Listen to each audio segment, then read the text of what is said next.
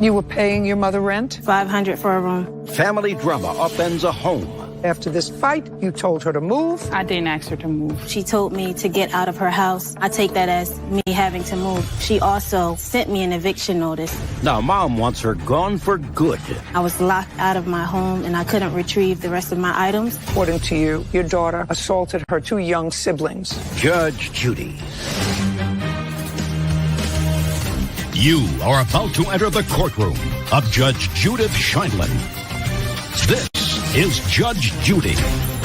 Tara Miller is suing her daughter, 24-year-old Markia Houghton, for property damage, the return of property, and assault. Order. All rise.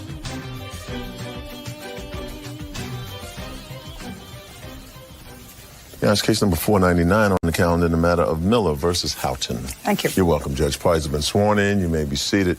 Have a seat, please. Miss Miller, the defendant is your daughter. Yes. How long has she been renting these rooms from you? I want to say maybe 2.5 years. Is it rooms in your house? No, I have a rental property. Is it an apartment? It's a home. Does she have the whole house or just rooms in the house? She had access to the whole house. Is there any other tenant there? Her grandmother from her father's side is there. So her grandmother lives there and she was living there. Who were you living there with? My grandmother on my father's side. Anybody else? And my child, yes.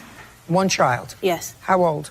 She's 2 years old. I gather that you are estranged from your husband? That is correct. This kerfuffle that you had with your daughter occurred on the 31st of December of last year when she came to your house and she found her estranged husband there. Correct. What was he doing there? He was working, actually. He works for a contractor. I had called and asked him to come and move some items and clean up some leaves around my home. Okay, so he was working for you? Yes. And you paid him? Yes. I paid the owner, yes. So you're not on bad terms with your son-in-law? No, I'm not. Are you on good or bad terms with your husband? Bad. And that's what started this argument on December 31st when he was there? Yes, that is correct, Judge. Okay, so now we have a lawsuit. And during that unfortunate incident, according to you, your daughter assaulted her two young siblings. That is correct. Who sort of got in the middle of this fight. Right. Were either of the two children treated by a doctor? No, they were not. So I'm taking care of the assault charges that we filed, and then I'm going to get down to what I consider the nitty-gritty of the case. Okay. All right? So we get rid of assault. Did you see a doctor? No, ma'am.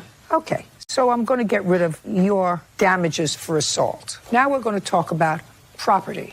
You say that your daughter left the house in bad condition, the property that she was living in, and you were paying your mother rent? That is correct. How much? $500 for a room. And that she took property that didn't belong to her. That is correct. What property did she take, according to you, that didn't belong to her when she moved out? Because after this fight, did she move? Yes, she did. Eventually she did. When? I moved January 26th. So within a month? Yeah. Where did you move to? I moved to another residence in Hamilton, New Jersey. And you moved because? I moved because of the scuffle we had on the 31st of December.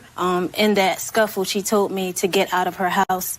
So I take that as me having to move. She also, on January 3rd, sent me an eviction notice and told me... Do you have the eviction Yes, I notice? do. I'd like to see it.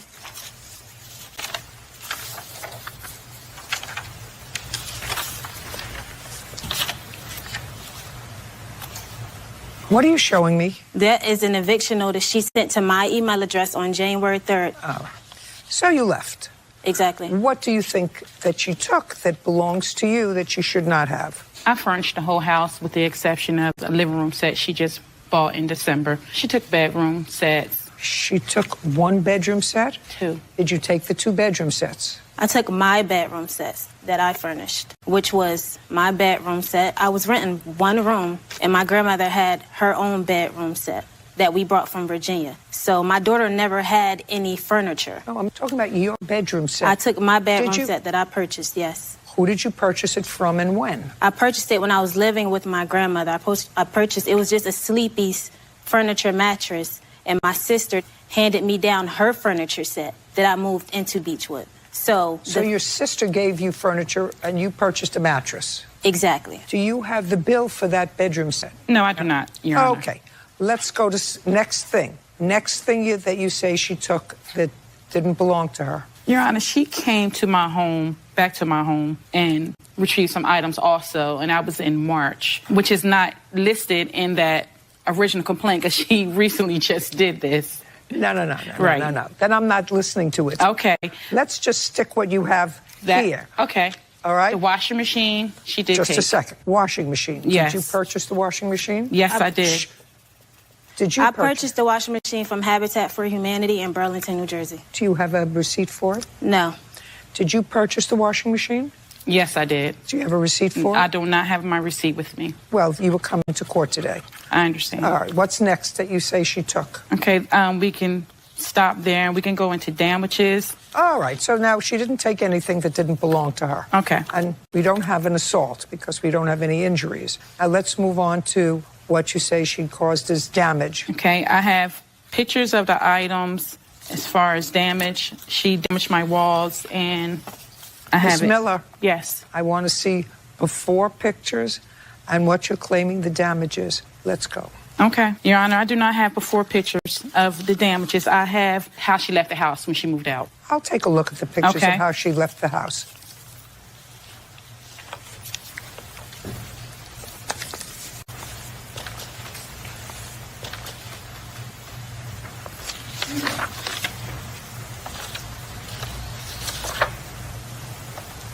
Would you return this to her? Would you show these pictures of Bird to the defendant and just ask her if this is the way she left the house, which looks as if there's just a lot of junk there that has to be cleaned, but somebody's got to clean it. Is that the way you left the house, Ms. Houghton? No, I did not leave the house in this manner. I was actually locked out of the house in the process of moving, so I wasn't able to get all of the stuff out of my house, such as my laptop and my printer and my dryer in that picture. A lot of my daughter's clothes were in this house. A lot of my clothes and my grandmother's clothes was in this house. So, no, this is not how I left the house. Did you move with your grandmother? My grandmother moved with me. I take care of my grandmother. So she moved with you? Correct. Did you pay January's rent? Yes, I do, and I have a receipt for that as well. May I see it, please? And this is just a text message between my sister and I had my sister give her the... Do you have a receipt for the rent? Well, it addresses this receipt in that text message. Miss Miller, did your daughter, your other daughter, give you rent money that her sister had given her for January? Yes, she did. Okay, so she's paid up for January. Yes. And she moved out in January. Yes, I guess she Good. did.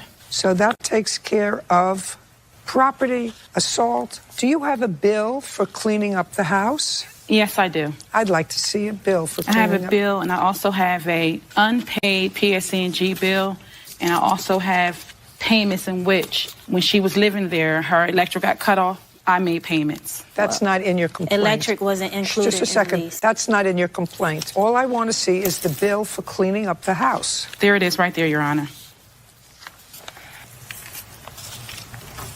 Did you pay this bill? Yes, I did. I made my last payment. This can go to... Do you want to see the bill? Sure.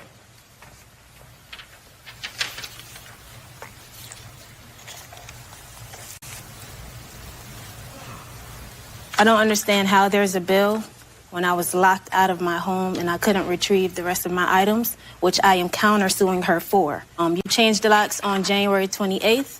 I started my moving process on January 26th. Once you found out that I was moving, you decided to change the locks in the process Don't of talk me to her. moving. You're talking to her.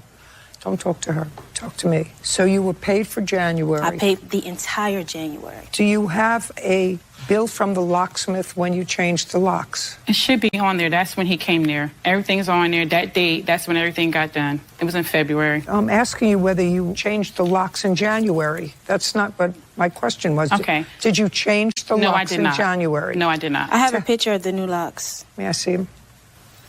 You see, your daughter came prepared, Miss Miller. I understand. Your daughter came prepared. That is the back door, and I also have another picture of the front door, and I do not have the keys to those locks. Okay. Now, you want to tell me when the locks were changed? February. Show me. Did you change them or did a locksmith change them? The guy did. No, this says clean out house and dispose, repair Okay. walls and paint. And they have payment dates. Payment dates are in February, but it doesn't say when he was in there. And I it also doesn't just- say change the locks. I have a time and date when he went in there and did everything. And it's right here. And I also just want to add, she works for that company. She is the office manager. Oh, is that right? That is correct. Handyman LLC. That was the company that my supposed husband was working for. Got it. Here's the date of the stuff right here. Show me the date when the locks were changed. This is the date when I took all the pictures. Date? Yes. What's it's on the here. date? January 31st. Okay, well, you can't be in there on January 31st. This is the date I went in there and well, you can't be in cleaned there. out. You can't be Okay. in there January 31st. She was in there. I paid for the entire January. Don't. Judge Judy continues in a moment. The first thing that every person takes when they move is their laptop. They don't leave it in the basement if Well- they're using it. You understand where I caught your mother? Yes. Okay. You want me to catch you the same way? And later today, I'm still not understanding, sir, how you lost your car. This brand new, you had a 2000. It was a 2019 Jeep Cherokee. Yeah, right. I'm trying to understand how you lost your car.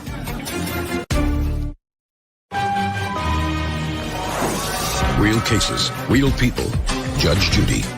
Tara Miller says her daughter, Markia Houghton, assaulted her and damaged as well as stole property from a home she rented to her. Markia is countersuing, also for assault and the return of property. You can't be in there January 31st. She was in there. She came in there when I was in there, and she retrieved her items. What was left in there was, I guess, trash, because the rooms was trash. I did not throw away any items that was hers. Were you in there with her on January 31st? Not on the 31st. It might have been either the 30th, the 31st, or February 1st. Okay. What was left in the house after the locks were changed? A laptop and printer in the basement. There was on my dryer. Just a second. Was this a laptop that you were currently using? Yes, it's my school laptop. I'm in college. You were already living with your daughter and your grandmother someplace else. No, well, I'm going to just not explain know, the time yes. frame. I started moving January 26th, and being that I'm moving by myself, I had to get one other person to help me move. When I'm moving out a basement, my grandmother's room, and my room, it takes more than a day. So I was coming back from January 26th to the 27th. The 28th is when I came back and noticed the locks were changed. So I only got 2 days to move. Telling you is the first thing that every person takes when they move is their laptop. They don't leave it in the basement if they're using it. Do you understand what I'm saying to you? Yes. You understand where I caught your mother? Yes. Okay. You want me to catch you the same way? No, the you don't first have to thing that catch me. somebody takes when they're in school and living someplace else and sleeping someplace else with their child, with their grandmother, is their laptop. Unless you have several laptops, you don't leave the laptop in the house. Well, it was hooked up to the printer in the basement, and being that I had rented a U-Haul for a certain amount of time, I was focused on all of the big things, such as beds and furnitures in me and my grandmother's room. So, you take yes, the I laptop. left. Yeah. As soon as you move out, you take the laptop. What else? Do My you... dryer was left in there. Did you purchase the dryer?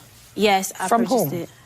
Off of Facebook Market. I have messages asking my mother right here to take me to go get the dryer. What did you do with the dryer? The dryer's still there. The dryer is actually the one that's being replaced, because if you look in the same picture, this is the dryer she broke, which the one I purchased.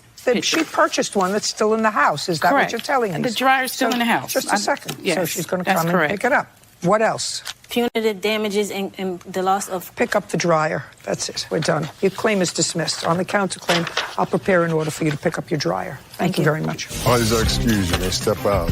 You have to let your child know they have to be accountable for the things they do. You can't lie your way through the courts. Like they say, you spared her, robbed, you spoiled the child. I hope she learns she can't really lie her way through life. And I spoiled my daughter, and this is where we're at. I just want to move on and live life. The next case. All parties in the matter of Westfall versus Lemur. Step forward. Loan officer Carrie Westfall is suing her former friend, Jeremiah Lemur, for the unpaid balance on a loan to buy a motorcycle. Miss Westphal, I assume this is your boyfriend. Yes. And Mr. Lemur was your friend. Yes, ma'am. He was a co-worker at a surveying company that I used to work for. Did he ever live with the two of you? He did. He moved out of Temple, Texas, and we did open our doors for him. When?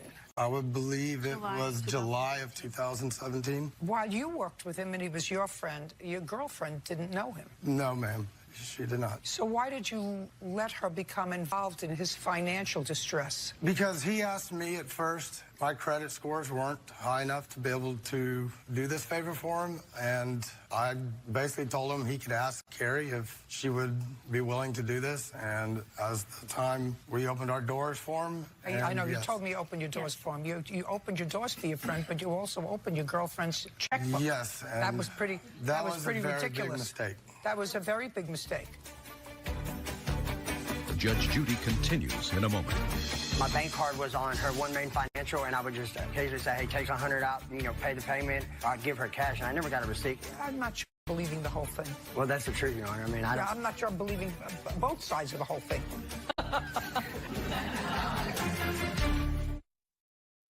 I knew my... Real cases, real people. Judge Judy. Loan officer Carrie Westfall says former friend Jeremiah Leamer owes for a loan to buy a motorcycle. Now, you took out a loan. How much was the initial loan? The initial loan was $4,500. How much did you and your boyfriend take from the $4,500 loan? He gave us $1,000. No, not he gave you. How much did you take from the $4,500? $1,000. And you gave him $3,500. Correct. When was that? In August of 2017. What did you need the money for? A vehicle, Your Honor. You wanted to buy a vehicle? Yes, Your Honor. Now, you bought a vehicle. How much money did Miss Westfall hand to you from the loan she took out? I believe it was $3,500. At first, I thought they took $1,500, but that was my mistake. They only did take $1,000, so I got $3,500 out of the loan, Your Honor. You're standing there with no paperwork, Mr. Leamer. That means you have nothing. Yes, Your Honor. To show me. They have a whole lot of stuff. Sure. Yeah. I understand that, Your Honor, and I know how it looks, but everything I paid, it was all in her name, so I didn't have access to her financial records online or anything. You don't have to have access to her things online either. You get a receipt or you're taking it out of your own checking account. Well, right, Your Honor, and at the time my bank card was on her One Main Financial, and I would just occasionally say, hey, take $100 out, pay the payment, or I'd give her cash, and I never got a receipt because I didn't think we would come to this point, Your Honor. Yeah, I'm not sure I'm believing the whole thing. Well, that's the truth, Your Honor. I mean, I'm not sure I'm believing both sides of the whole thing. Actually. I have my payment records. I've got all the payments from the very beginning, starting in September of 2017 to current. I had his actual credit card and bank account tied into this account, so whenever the payment was due, he would say, go ahead and make the payments. Great. And I want you to go through that and tell me exactly how many payments he made on the $3,500. Your Honor. So September 18th, $234. Go ahead. October, there was 2 payments, both $192. Okay. Nothing in November, $192 in December. 2 payments in January of 2018, both for $202. There was a reversal in February of 2002, so one went back. In March, there was a $200 and a $400. April, $200. May, $400. Nothing in June. July, there was a $400 payment. It was reversed in August. Another one for $192 in August. Nothing in September. Nothing in October. And this is an interest-bearing loan. How much were you paying during the same period of time? Nothing. Why? You Because had I did $1,000 of the loan. Why weren't you paying anything? Judge Judy continues in a moment. Closed captioning sponsored by Real Cases, Real People. Judge Judy. After my car accident... Cheated? Go to judgejudy.com. Like us on Facebook and follow us on Twitter. How much were you paying during the same period of time? Nothing. Why? You had $1,000 of the loan. Why weren't you paying anything? Because he promised to make this No. days. You took out a $4,500 loan. He got $3,500 of the $4,000 loan. You got $1,000. Why weren't you making payments all along when he was making payments? Our agreement was for me to get a $4,500 loan for him. He said the bike was only going to cost $3,500. You get $1,000 just to keep for doing this loan, which I agreed to. He made payments. And when he moved out, the payment started slowing down after, he moved out, I believe, in November. And that's when there was only 1 payment made, and then December there was none. You're still talking around me that I'm not paying much attention to. But I have the last 12 months statements that shows that it doesn't go down if the interest is, if I don't you care. only pay. I don't care. You should have been making your payments. So he paid $2,406 of a $3,500 loan, which if you had been making your payments, they would have been moderate interest The minimum charges. payments is $200, but that only covers interest. Now, what else does he owe you for? Just interest has been paid on this loan. He owes you $1,094. That's on the loan. I'd like to see the percent of interest that they're charging you. Yes. And how did you calculate the interest that they're charging you on your $1,000? I didn't calculate it because he gave me the $1,000 for doing the loan. $1,094. Judgment for the plaintiff. We're finished. Thank you very much. Judge Judy, you may step out. Judge Judy continues in a moment. And on the next Judge Judy. Restraining order against her. The last phone call that we've had, she told me that she was going to kill me. Can you tell me what happened that caused you to have a problem with your brother? Judge Judy. He had no place to go. He had no car. I felt bad. She's fair as always, you know. I mean, I wish the outcome could have been different. And I just felt like I needed to help somebody that needed help. And in the end, I shouldn't have done it. There's no excuse. I mean, I can sit here and give excuses, but there really is no excuse. I just didn't handle my business as I should have, you know. As far as I'm concerned, we won't see the rest of it paid off. I had obligation, and I really didn't live up to my obligation. This excuse after excuse after excuse to not answering phone calls and just not making payments. I don't really think that Miss Westfall and Christopher should be held accountable for anything, you know. You know, we could talk after this as far as, you know, trust. He lost a lot of my trust. You know, we could become friends again because, you know, actually, you know, Christopher taught me a lot about the profession I'm in now. So, you know, everything that I know, I do owe to him and his family. But, I mean, I guess we have no choice but to push forward after this and seek the rest of our loan. Yeah, I want to thank him for, you know, for actually being there when nobody else was, you know. What were you in jail for? Obstruction of justice. Perjury. A girlfriend not known for her honesty. You were arrested before the two of you separated. Yes, Your Honor. We separated due to her lies. Now she expects to be believed. Yes. He gave my daughter marijuana, and he was also giving it to his daughter, who was the same age as mine. She has a hard time keeping her lies straight. Mr. Martin, do I look as if I need your help? Judge Judy. You are about to enter the courtroom of Judge Judith Scheindlin. This is Judge Judy. Robert Martin is suing his ex-girlfriend, 25-year-old Felicia Carberry, for bail money after she was arrested for perjury. Felicia's countersuing for a false CPS report. Order. All rise.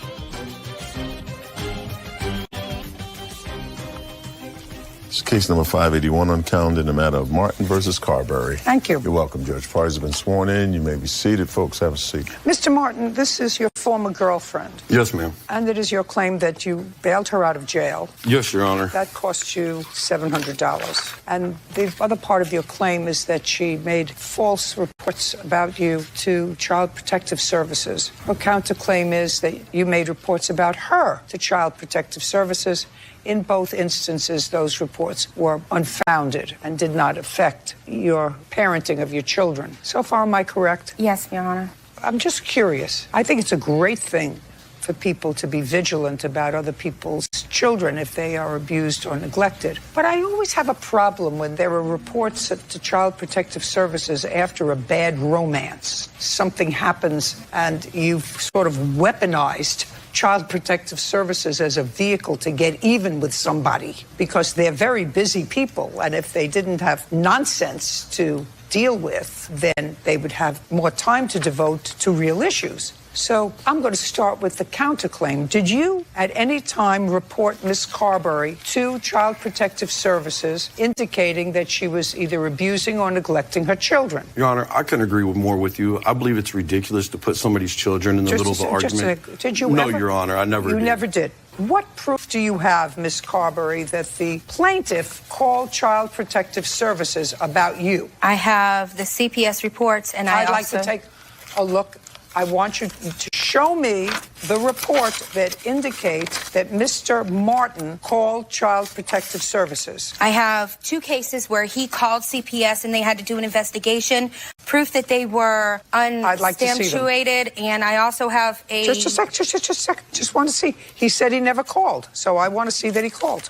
Name's not on any of that paperwork. Okay, Bird, hand this back to her with your pen. Have her circle in ink Mr. Martin's name on any of that paperwork. What are you looking for? You just gave me a whole bunch of paperwork. Take Your a pen Honor, and make a circle. Your Honor, I also have the text messages that confirm with the dates when CPS was called. Text messages from Robert Martin stating that he was calling CPS on me. So what you're telling me is that those reports do not, what you handed me, do not contain his name. Correct. Now, what you're going to do is take a text message and show me that he threatened to call CPS. Yes, on Your you. Honor. I'd like to take a look at it. Your Honor, I'm going to give you the... Don't give me a whole bunch of papers. If you have his name on a document and the document says, I am going to call Child Protective Services, circle that document, circle his name, and show me the report that CPS was called on that date. That would be powerful evidence. I need a pen, Your Honor.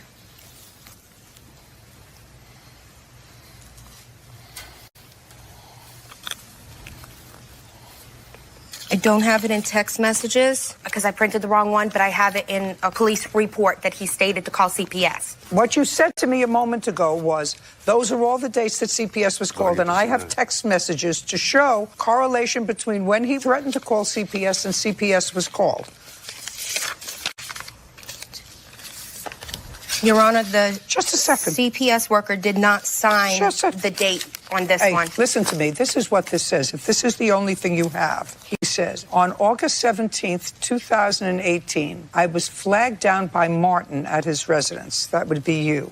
While there, he told me that his girlfriend, Carberry, was letting children come around her daughter while she had scabies and measles. Martin wanted me, the officer, to tell her that that was child abuse and that he, the officer, should call CPS. Carberry standing there and said that that was not true and Martin just wanted her out of his home. I observed her daughter and she did not appear at all ill. Excuse me, Your Honor. This doesn't say he called CPS. This doesn't say he called CPS. That describes everything that I'm countersuing for. Everything is in there. No. What you're counterclaiming for is money owed for filing a false CPS report. So pay careful attention. This is not filing a CPS report. The plaintiff spoke to a police officer. CPS in Selma, Johnston County, North Carolina does not, they can't give you documentation saying, hey, this person called. Well, very good. Then you have no proof that he called. What you said to me was, I have text messages in which he says he was going to call CPS, and those text messages correlate to when I got letters from CPS and was notified of an investigation. That's what you said to me. That you didn't show me. What you showed me was a police report where the plaintiff flagged down a police officer and said, tell her that she's allowing children to come around her daughter, and her daughter currently has scabies and measles. That's what this says. I understand We're done. Would you give that back, please, to her? Now, let's get to the other CPS business. You did, in fact, tell Child Protective Services that Mr. Martin had given his 14-year-old daughter marijuana to smoke and had offered it to yours. That's what you told CPS. That's Your what Honor, you said you told CPS. I never talked to CPS.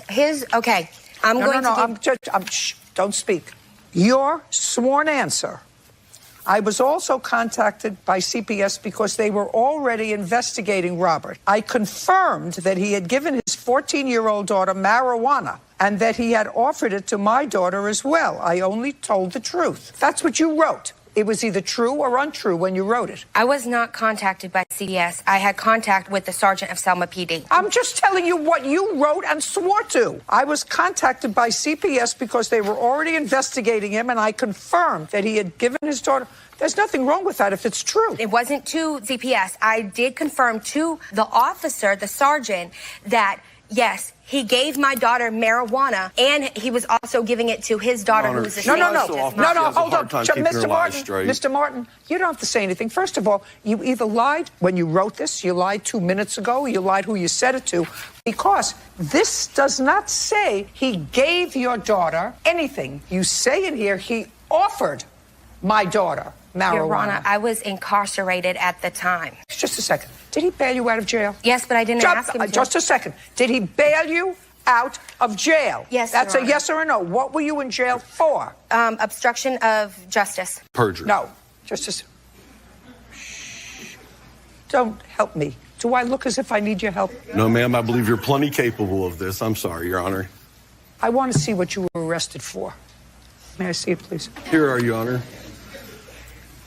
Excuse me, Your Honor. What I was arrested for and what I was charged with are two different things. I just want to know. Now, everybody's familiar with the term obstruction of justice. I just want to see whether or not you were... I was arrested for perjury because of Mr. Martin, who wanted me to lie to get my son's father arrested. I was convicted of obstructing justice, is what I was convicted of. Who bailed you out? Robert Martin. How much was it to bail you out? Your Honor, I have that right here as well. May I see it, please? Yes, ma'am.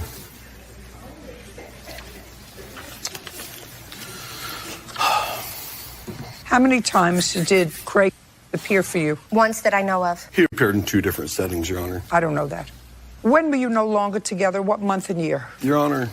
Just month and year. That's not to Your Honor. That's a month and year. August 2018 is when I left him. And on what date were you arrested? I can't give a specific date, but I believe it was the beginning of August. 7/26, Your Honor. So you were arrested before the two of you separated. Is that correct? Yes, Your Honor. We separated due to her lies. You were separated before you were arrested, is all I want to know. No. Yes, Your Honor. It was after she got out. Whatever it is, you owe him $617. We're finished. Judgment for the plaintiff. Your Honor, excuse me, there Your is Honor. a matter of my punitive damages. Goodbye. Why is that excused? You may step out. I really thought she had changed her ways and wanted to try to help her up in life. He doesn't help me. He harasses me. But apparently, she didn't want to take a helping hand. Because he's my neighbor, and this is a constant thing. This is constant. She wanted a handout, and the only thing that I wanted was for him to leave me the heck alone. That's it. I can't afford to give handouts. And now, the next case. All parties in the matter of Moreno versus Salas. Step forward. 25-year-old Carla Marino is suing her ex-boyfriend, 25-year-old Pedro Salas, for breaking her bedroom window, stealing her television, and punitive damages. Ah, Miss Moreno, you and Mr. Salas were boyfriend and girlfriend for how long? We were together for about 9 years, Your Honor. Did he live with you? We lived together. We rented a room. Rented a room from whom? From his father in his home. So you lived with Mr. Salas in Technically, yes. his home, where he had a room in his father's house, and you just paid his father rent. Is that correct? Correct. Now, in February of this year, where were you living, Miss Marino? I have my home now. It's in Bakersfield, California. And when did you and Mr. Salas separate? We separated about a year ago. And you remained with your father? Yes, I remain in my father's home. Just a second. You remain. Are you still in your father's home? No, I have my own place now. When did you get your own place? 2 months ago. I was homeless for a while. I was living out of my car. Did your father ask you to leave the house? After I got... That's either fired, yes or a no. Did No. your father ask you to leave the house? No, my mother's the one that asked me to leave the house. Okay. And at that time, you were homeless? Yes. You have a drug problem? No, I got fired from my home, from my job, where she caused a scene. She had me fired. That's not a reason why your mother asks you to leave. I couldn't pay rent. That's all right. That's still not a reason for your mother to ask you to leave. For her, it was. Really? Judge Judy continues in a moment. I'm going to get there. So when I ask you questions, you're going to answer me truthfully. Now, it's going to be easy if you try not to figure out where I'm going and just tell me the truth. Do you understand? Yes, I understand. Real cases, real people. Judge Judy. Carla Marino says ex-boyfriend Pedro Salas damaged her window when he broke into her house, attempting to steal her television. Pedro is countersuing for the return or value of the television, broken glasses, and attempting to have him falsely arrested. You got your own place a couple of months ago. Yes, correct. Is that when you wanted this TV back? Yeah, well, originally when I wanted my TV back, I ran out of gas because I was still in the car. And I was at the 99-cent store, and I wanted my television so I could sell it so I could at least get some gas money. That's not so true, let me, Your Honor. shh. Just a second. So let me understand this. Mr. Salas, you and the defendant have been together for a year. You were taking your car to get gas. You didn't have money for gas. That was just last month. So you decided to go and get a TV that you left with her over a year ago. No, I did not leave the TV with her over a year ago. She picked up the television from my witness's house. My TV was at his house. I even have evidence here that he missed Just a second. So when you and the plaintiff separated, the TV went where? my neighbor's home. Is that correct? Yes, ma'am. And in what month and year was that? The month that I was in there was like around February 24th when he messaged me, is it okay for Carla to pick up the television? I have evidence here saying. Okay, I'd like to see the evidence. So your friend texted you and says that it's okay to give Miss Marino the TV. Mm-hmm. I had asked the head of... Shh. Well, that was on February 24th. Was it on February 24th, Miss Marino, that you picked up the TV? Yes. Just speak. The answer is yes. Prior to February 24th, the TV had been at this gentleman's house. Yes. For how long? I'm not really sure, Your Honor. Maybe over a year. And what were you doing picking up the TV? The television is mine. Just tell me what you were doing picking up the TV. I wanted my television, so I went to pick it up, Your Honor. Okay, and you knew that it was being stored at his house? Yes. But prior to that, I had asked him, since he's homeless, I would like my TV. He agreed to give me the television. The question I have for you, Miss Marino, let's be clear. I'm going to believe that one person bought this TV originally. Doesn't make any difference whether at some point he gave you the TV because he was homeless. Yes, ma'am. Do you understand? I'm going to get there. Yes. So when I ask you questions, you're going to answer me truthfully. Yes, ma'am. Now, is the reason you called Mr. Salas's friend back in February because you knew that Mr. Salas was homeless and had no use for a TV? Yes. So when you separated, Mr. Salas gave his friend the TV to hold for him. Is that correct? That's correct. Yes. No, Your Honor. No, just a second. When you and Mr. Salas separated, did you give the TV to, what's your last name? Maris. Did you give Mr. Maris the TV? No, ma'am. So Mr. Salas gave him the TV? Yes. It's going to be easy if you try not to figure out where I'm going and just tell me the truth. Do you understand? Yes, I understand. Judge Judy continues in a moment. How did you get into the house? Make sure. The door was open. I never broke no window. All right. I'd like to see photographs, Miss Marino, of the broken window. Do we have a picture of the broken window? Yes, I do. Okay. Real cases, real people. Judge Judy. Carla Marino says ex-boyfriend Pedro Salas damaged her window when he broke into her house, attempting to steal her television. Pedro is countersuing for the return or value of the television, broken glasses, and attempting to have him falsely arrested. So a year ago, when you separated, Mr. Salas took the TV and gave the TV to his friend to hold for him. February 24th, you contacted probably first him. How did she contact you around February 24th? It's going to be easy. We were talking for a while, and we did have talk about her holding the TV, but we never came into agreement. Just a second. When did she call you and ask you for the TV? Like a month prior to February. And when your friend contacted you by text, which I have here, and said, is Carla good picking up your TV? Just checking. And you said, yeah, and then I can't understand what this is. Gee, I sent her cause I was work something. What's going on is I was working at a dispensary for a time. I wasn't able to go pick up the television. I never agreed for her to have the TV. No, don't tell me what you never agreed. You said it was okay for her to pick it up. Yeah, just to pick it up. That was on the 24th. Correct. I have messages from her telling me that she's only going to hold on to the TV. Can I see that? I don't have them on me, but it was on the phone that was broken. Yeah, I'm so sorry, Your Honor. Okay. Did you purchase this TV originally, Mr. Salas? I put in more of the money in. She put in a little bit in because she broke my prior TV. So you each put in money? I put in roughly about $500. She put in about $150. How many years ago? That was roughly about 4 or 5 years ago. So the TV is worth nothing now? Correct. Okay. Because that's what this case is about. It's about nothing.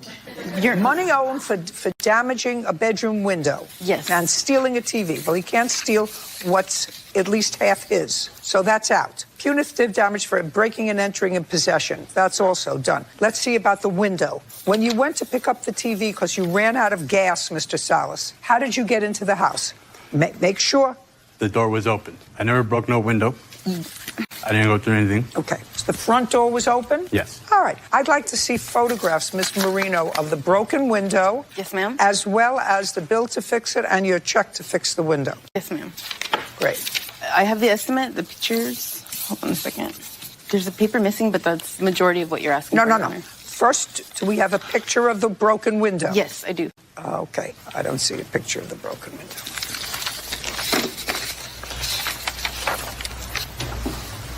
Oh, yeah, the glass is broken. Your Honor, if I may, I also have messages that confirm that he actually threatened that he was going to ruin me. He was going to what? That this is proof that he's said that he was going to ruin me the way that I ruined him, and there's more threatening messages. This is the type of thing that I have to deal with him. It's not here, and it's not a problem. Judge Judy continues in a moment. Want justice? Go to judgejudy.com. Like us on Facebook and follow us on Twitter. You broke the window, sir. It's had to be fixed for $160. Okay, you have a counterclaim. Yes, I do have a counterclaim. I have a counterclaim because when I went to go pick up my television, she grabbed them on my shirt. Forget it. I'm not interested. No worries. Yeah, I know. TV is not worth anything. You're probably going to sell it for $15 worth of gas. That's what you said you needed the TV for. Yeah, for gas. I even asked her if I could have $10 for gas. And she said no. She said no. She said I want no problem, and she hung up. Very good. $160. Judgment for the plaintiff. We're finished. Thank you very much. Thank you. Parties are excused. You may step out. Judge Judy continues in a moment. And on the next Judge Judy. He knew that he wasn't going to get away with the TV, so he decided to put it on the car, and he smashed it completely. But all I got to say is the world is full of shady people. He hit me in the face. And the one closest to you is the one that destroyed you. And I want everybody to know that he's an abusive person. I've never laid hands on her. At least I have scars. I'm terrified of this guy. From her actually laying hands on me. Because I'm tired of his abuse. And actually fighting me. And I'm glad that I hope that people see right through it. And she likes to blame others for her problems. It's not okay for somebody to treat you a certain way. I hope I never get to see her again. I'm going to get a restraining order, and hopefully he'll leave me alone.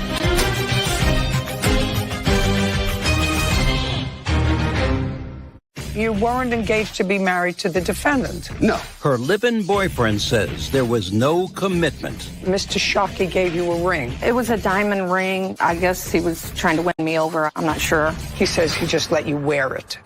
But I gave him the ring back. no, ma'am. He was about to get serious. The police, who were his friends, handcuffed me and put me in their squad car. Judge Judy.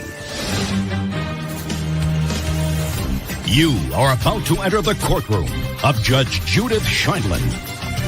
This is Judge Judy. William Shockey Jr.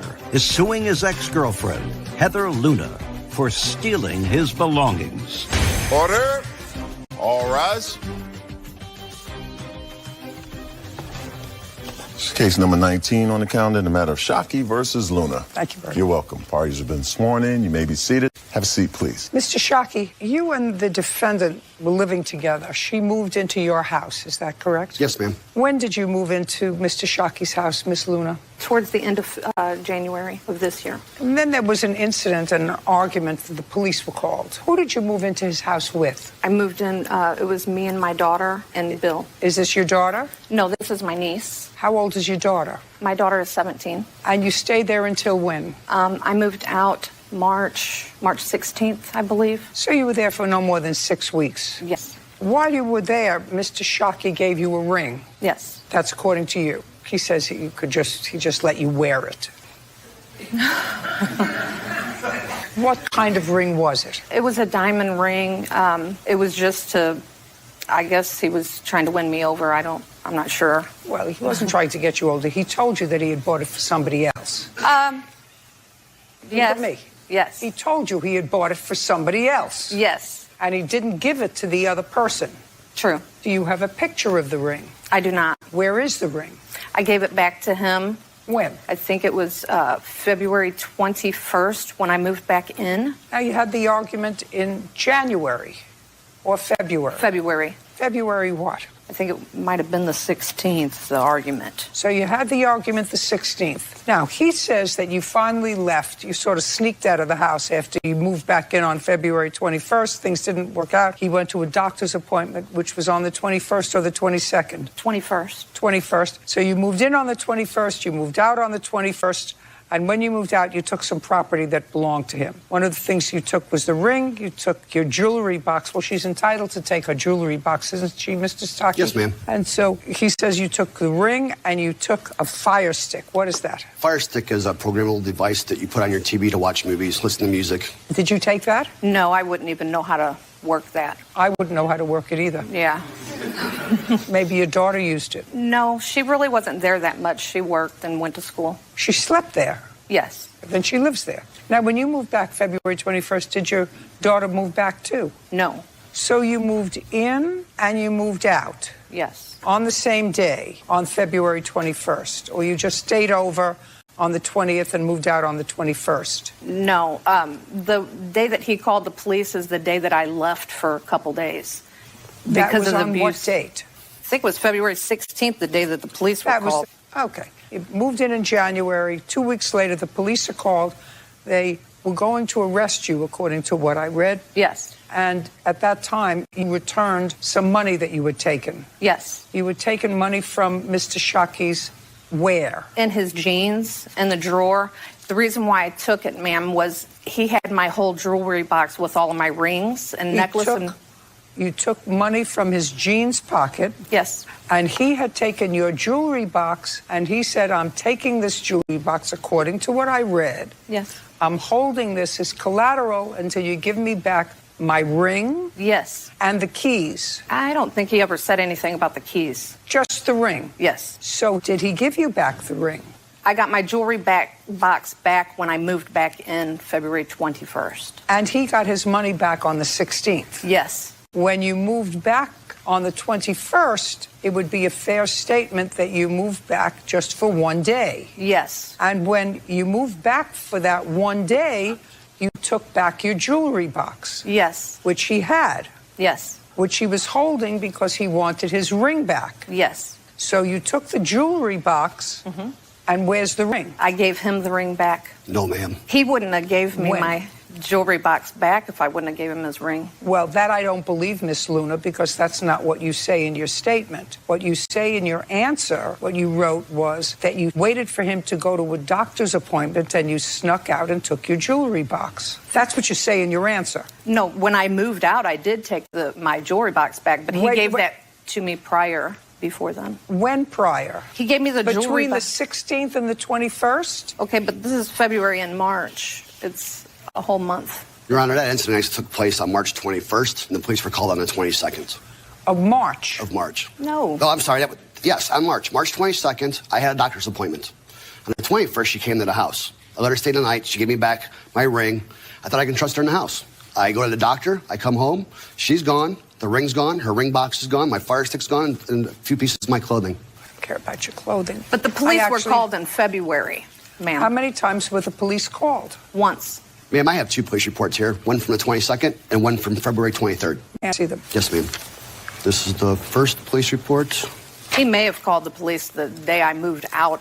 I'm not sure about that. They never talked to me. No, as a matter of fact, that's not true. As a matter of fact, you say on February 23rd, you argued. William called the police and told them that I had stolen his ring. Yeah, I see. He retaliated by taking my jewelry box. The police, who were his friends, handcuffed me and put me in their squad car. Yeah, that's the that first was time- February 21st. Yes, that's the first time I was at his house and the police were called. So he says the police were called twice. I never seen the police again at his house. In March. Because in March, when you went back there, you took back your ring box. No, he gave me my ring box. When? When I moved back in February. It was on a Tuesday, right after the police were called on the 22nd. I have the date wrong. I said the 23rd. It's actually the 22nd. I went back to talk to him and try to work things out, and that's when we exchanged the rings. And he gave me my ring box. Did you give her your ring back? Your Honor, we exchanged our stuff back. Like I said, I went to the doctor. Thank you. No. Listen to me carefully, sir. Sure. The question is, when she moved back in February. No, March. I'm sorry, ma'am. Or in March. March. Did you give her back the ring? Box. And contained in the ring box was the ring? Her rings. What about the ring that you had given her? She gave it back to me. Everything was left on the dresser the night prior. Went to the doctor, came home, and it was gone. It was gone along with her ring box? Yes. Okay. So now the ring box is hers. Yes. Now all I have to determine whether the ring was hers. Okay. Were you engaged to be married? No. In a previous relationship, I was going to propose. You weren't engaged to be married to the defendant. No. Tell me the circumstances surrounding this back and forth ring. Well, she knew I had the ring. Don't tell me what she knew. Okay. I want to know how she, for the first time, got possession of it. She knew I had the ring, and she asked if she can wear it, and I allowed her to wear it. Just a second. She had to have seen it. She knew I had it. Don't tell me what she knew. Okay. What she knew calls for you to get into her brain, and you can't do that. So if you have a ring that you had bought somebody else, you keep it in a private space. I did. You don't leave it out where she has a 17-year-old daughter or her. You keep it in a private space because it's common sense. At some point, you had to have taken the ring out to show it to her. Ma'am, I held it in my drawer. While she was putting clothes away, she's seen it. She asked me what it was. I said I was in a previous relationship where I had thought about proposing to the person, and I didn't do that. I have Is a that receipt. how you saw the ring? No, ma'am. It doesn't no. make sense to me. Ma'am, I have a receipt for the ring dated back to 2014. I don't care. Okay. The question is, if you weren't engaged to the defendant, and you weren't, then either the ring is a gift, not made in contemplation of getting married because you weren't engaged. You may want it back. But if I find that you made a gift to her of the ring, then you don't get the ring back. That's all I'm considering now. I don't care about your fire stick. The jewelry box was hers. So what you're telling me is she was putting clothes away, and she was putting your clothes away in your drawer. Yes, ma'am. And she came across the jewelry box. She said, "What is this?" So yes, ma'am. She had been in the house long enough to be doing your laundry and knowing where to put your clothes away. Yes, ma'am. And is what you're telling me that was the first time that you saw that she saw the ring. Yes, ma'am. How did you see the ring? It was a gift he gave to me. No. That's a conclusion. Yes. That's something that I will figure out. Okay. It was. I want you to tell me the circumstances surrounding you seeing this ring for the first time. The day before Valentine's Day. Tell me about it. We was sitting on the couch and we was watching a movie, and he had the gift, or well, the ring underneath the pillow, and he pulled it out, and that's when he gave it to me. What did he say? He just said, "I would like you to wear this ring," and that was it. So you were sitting on the couch and he had possession of the ring? Yes. And said, "I would like you to wear this ring." Yes. I want you to think back, Mr. Shockey, to Valentine's Day 2019. Yes, ma'am. What did you buy for Miss Luna for Valentine's Day? A necklace. You did? I did, with a charm. A dancing diamond heart. Did he buy you a necklace and a charm? Yes, I got that the same time as I got the ring. You mean on the 13th or on the 14th? The 13th, because we decided we wasn't going to celebrate Valentine's Day on the 14th. Why? Because that was for him and his ex-girlfriend. He didn't want to celebrate that day. Tell me about that. That's weird. Judge Judy continues in a moment.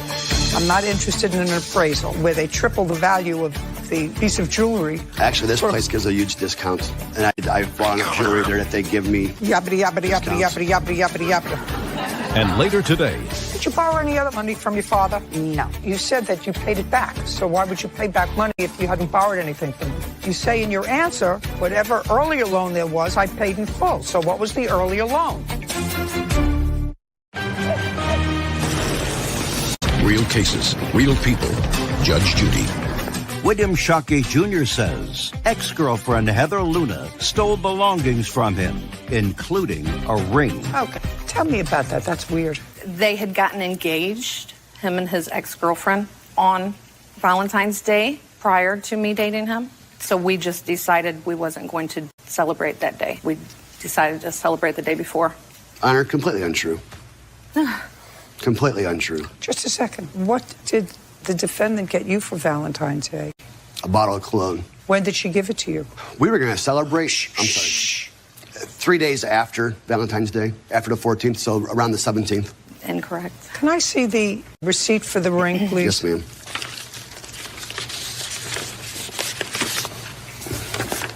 On the bottom of the receipt, you'll see where the jewelers wrote 6 updates. Yeah, you don't have to explain to me what I'm going to see. All I asked you was a receipt.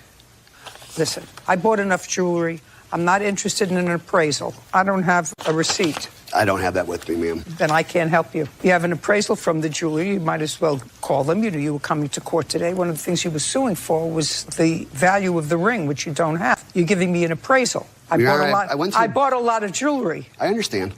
And I know all about appraisals. Okay. From the jeweler where you bought it, where they triple the value of the piece of jewelry. Actually, this place gives a huge discount. And I've bought enough jewelry there that they give me Yabbity, yabbity, yabbity, discounts. yabbity, yabbity, yabbity, yabbity. Your Honor, because I had bought the ring previously, I went back to the jewelers before letting her wear the ring so that I would still have the ring under warranty. And that's why on the bottom of the paper says update from 6/14. Receipt for the ring from the jeweler from whom you bought it. Yes, ma'am. What did the ring look like, Miss Luna? There was a bigger diamond in the middle and 2 on the sides. Yellow gold. I have a picture of the ring here, ma'am. I'd like to take a look at it. Picture of the ring is lovely, sir. I need to know how much you paid for it. And you're telling me isn't of any value to me whatsoever.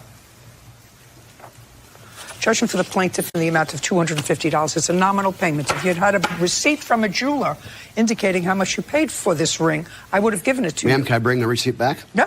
Where did you think you were coming today? To the beach? Court. Yeah, we're done. Thank you. Thank you. Parties are excused. You may step out. He was just very controlling. She's mentally abusive. It just didn't work out. I had to call the police because things were getting really irate. I'm just glad it's all over with. Being mentally abusive and just being mean. I'm sure we'll still be friends. No, if I didn't see her again for 100 years, it would be too soon. And now the next case. All parties in the matter of Wright versus Logan. Step forward. Scott and Demery Wright are suing Scott's cousin, Trevor Logan, and his wife, Tisha, for breaking a lease and for attorney fees. Mr. and Mrs. Wright, you and the defendants, according to you, signed a lease on a 4-bedroom house for a year. I'd like to see a copy of that lease.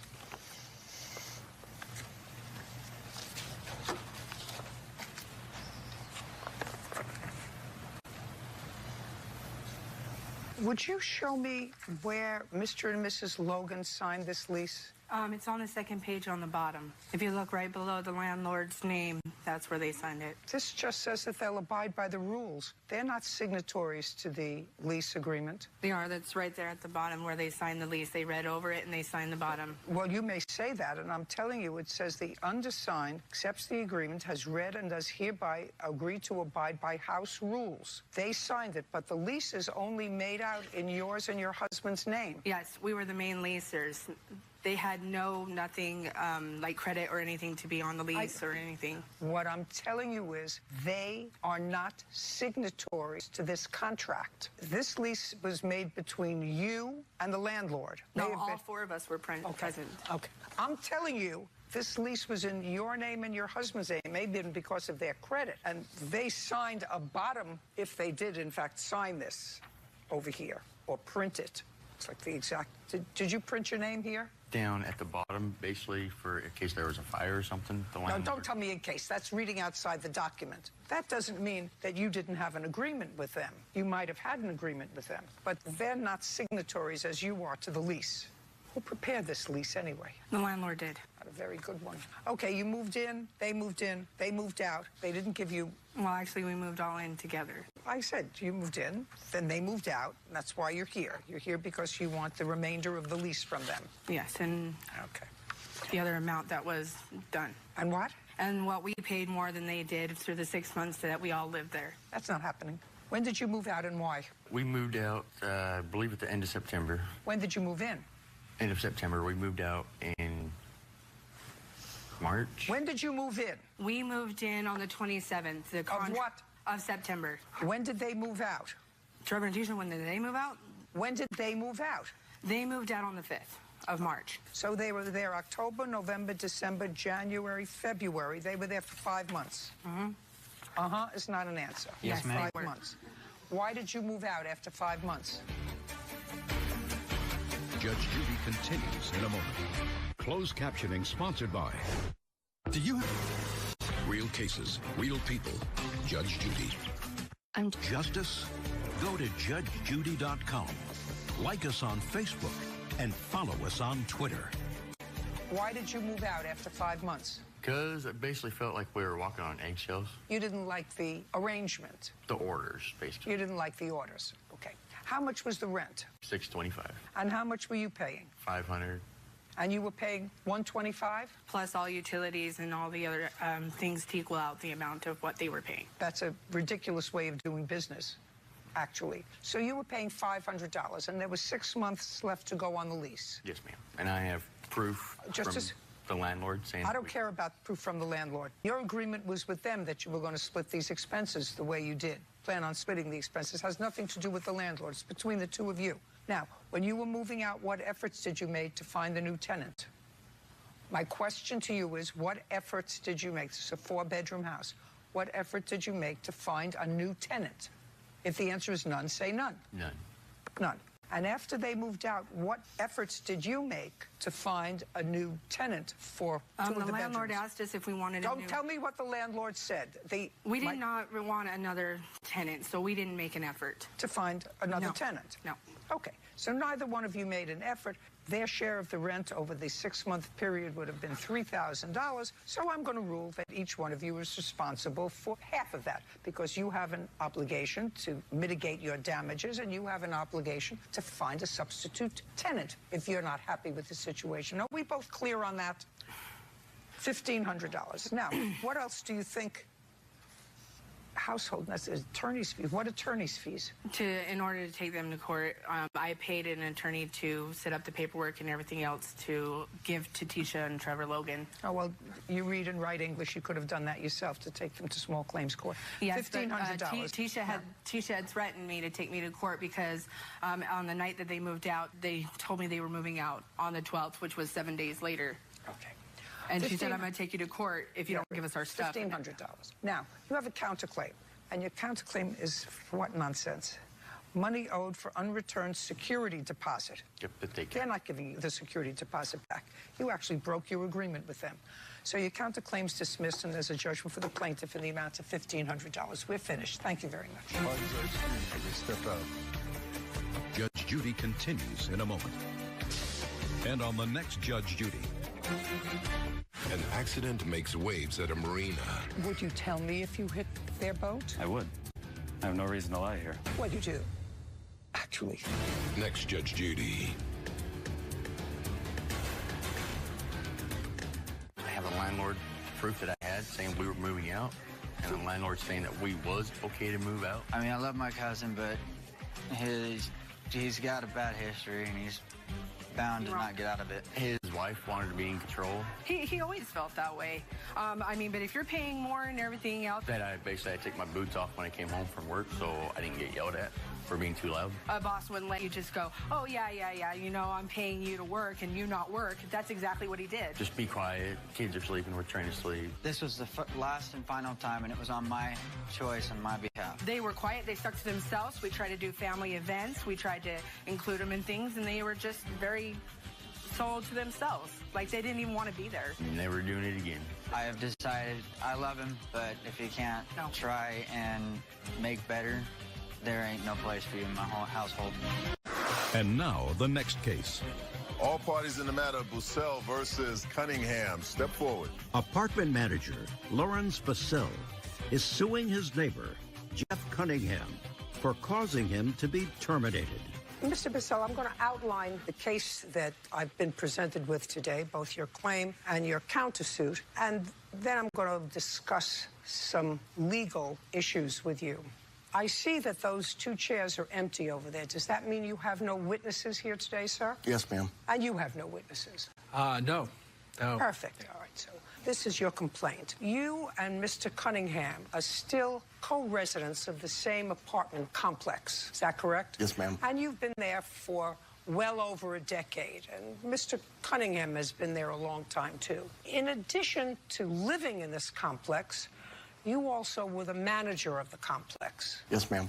For how long? 16 years. And that job terminated in what month and year? April 15th of this year, 2019. And it is your claim that because of a series of complaints that were made by Mr. Cunningham against you to management, that you were fired from the job. And your lawsuit seeks $5,000, and the basis of your lawsuit is that he caused your termination without reason. That's the basis of your lawsuit. Am I mistaken? No, ma'am. Yes, that's the basis. I was physically prevented from completing my required duties after his maintenance appointment. The basis of your lawsuit was that his actions caused you to be terminated. But you don't have a witness here. Who terminated you? How do I know why you were terminated? Mr. Bussell, how do you intend to prove to me that Mr. Cunningham was the cause of someone else's firing you without having the someone else here? When I reported the incident to my boss immediately after it happened, he said he would get back to me. You can't tell me what he said. That's hearsay. Okay. I'm asking you, how do you intend to prove that any actions by Mr. Cunningham were the cause of your being fired and not something else? And truly, the only way you can have that, sir, is by having a witness. The witness would have to be the person who fired you. And then you would have a trial, and the trial would outline the causes of your termination, and one or all of them could be complaints by the defendant. It could also be that you were fired because you were always late for work, or didn't complete tasks, or because you were found drunk, or because you were the subject of complaints by other tenants. It could be a whole host of things. It could be just that he didn't like you anymore. I don't know. But without a witness, I don't see how you can prove that. I had a witness, but the company, the management company, prevented them from having any more contact with me after I was terminated. What does that have to do with me? Judge Judy continues in a moment. I'm allowed to have a replacement roommate. So I have had replacement roommates. Maybe. I don't trust you as far as I can throw you. What? Let me explain. I don't trust you as far as I can throw you. It's a hit and run. My neck is killed. Cunningham caused him to be terminated.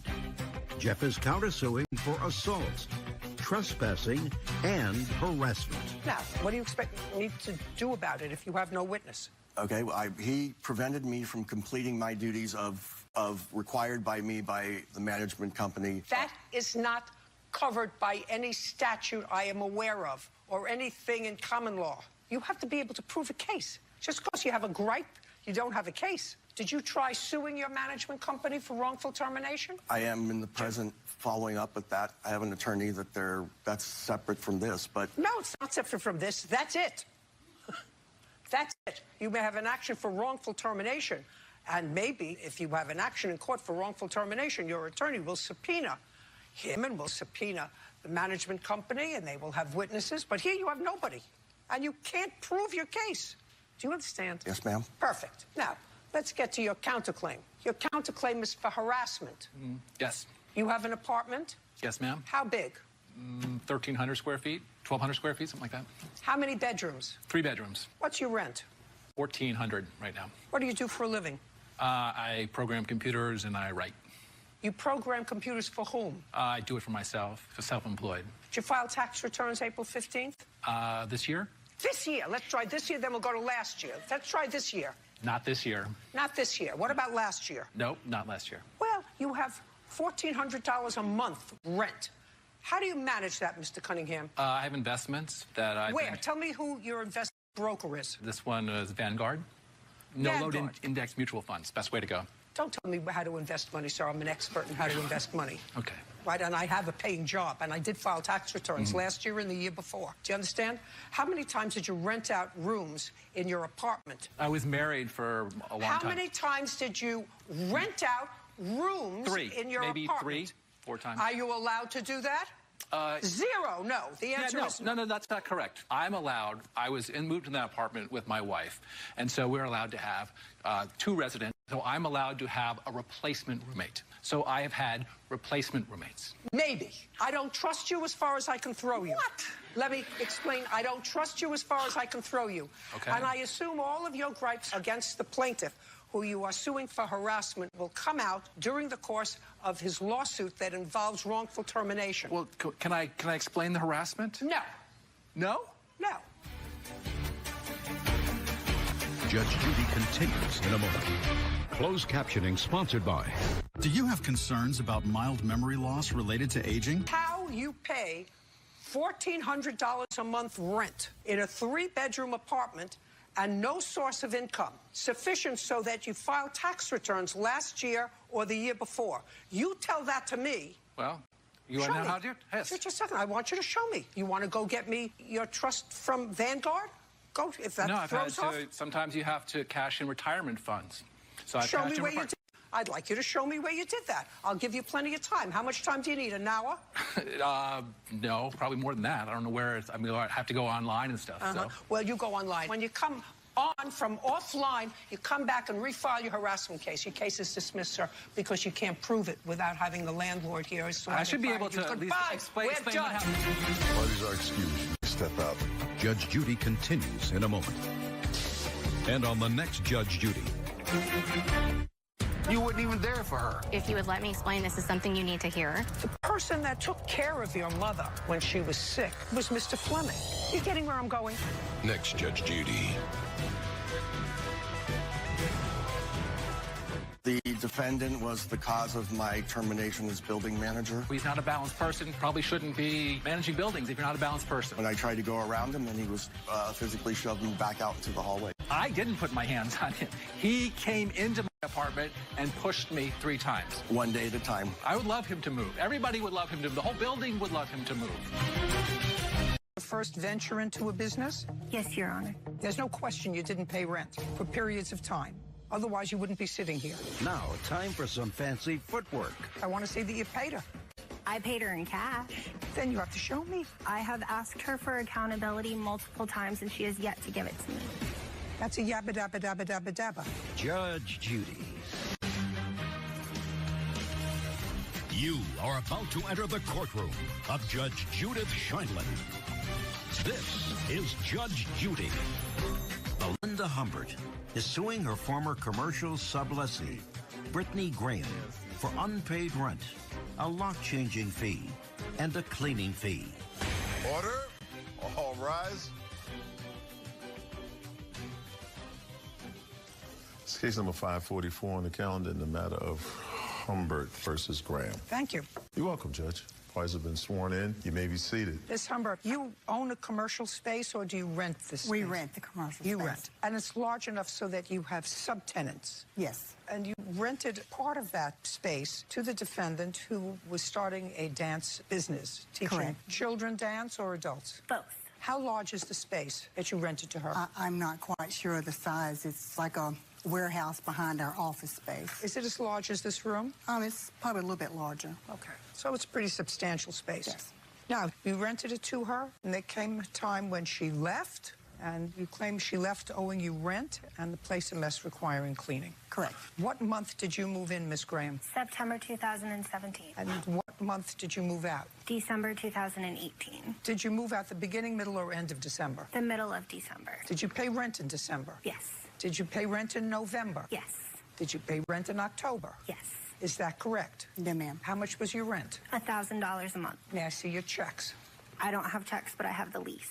I don't want to see the lease. I want to see that you paid her. I paid her in cash. Then you have to show me where you took out $1,000 from a bank once a month in October, November, and December. I have back to October, and that's as far as I've gotten. I have asked her for accountability multiple times, and she has yet to give it to me.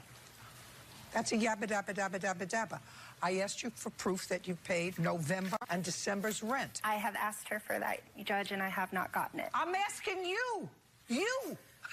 Prove to me that you paid the rent. She doesn't have to prove to me that you didn't pay the rent. I'm asking you to show me if I were being sued for rent. I would bring my bank statement if I took out the cash. I would bring a canceled check. I'd bring a money order, something. I can show that we paid.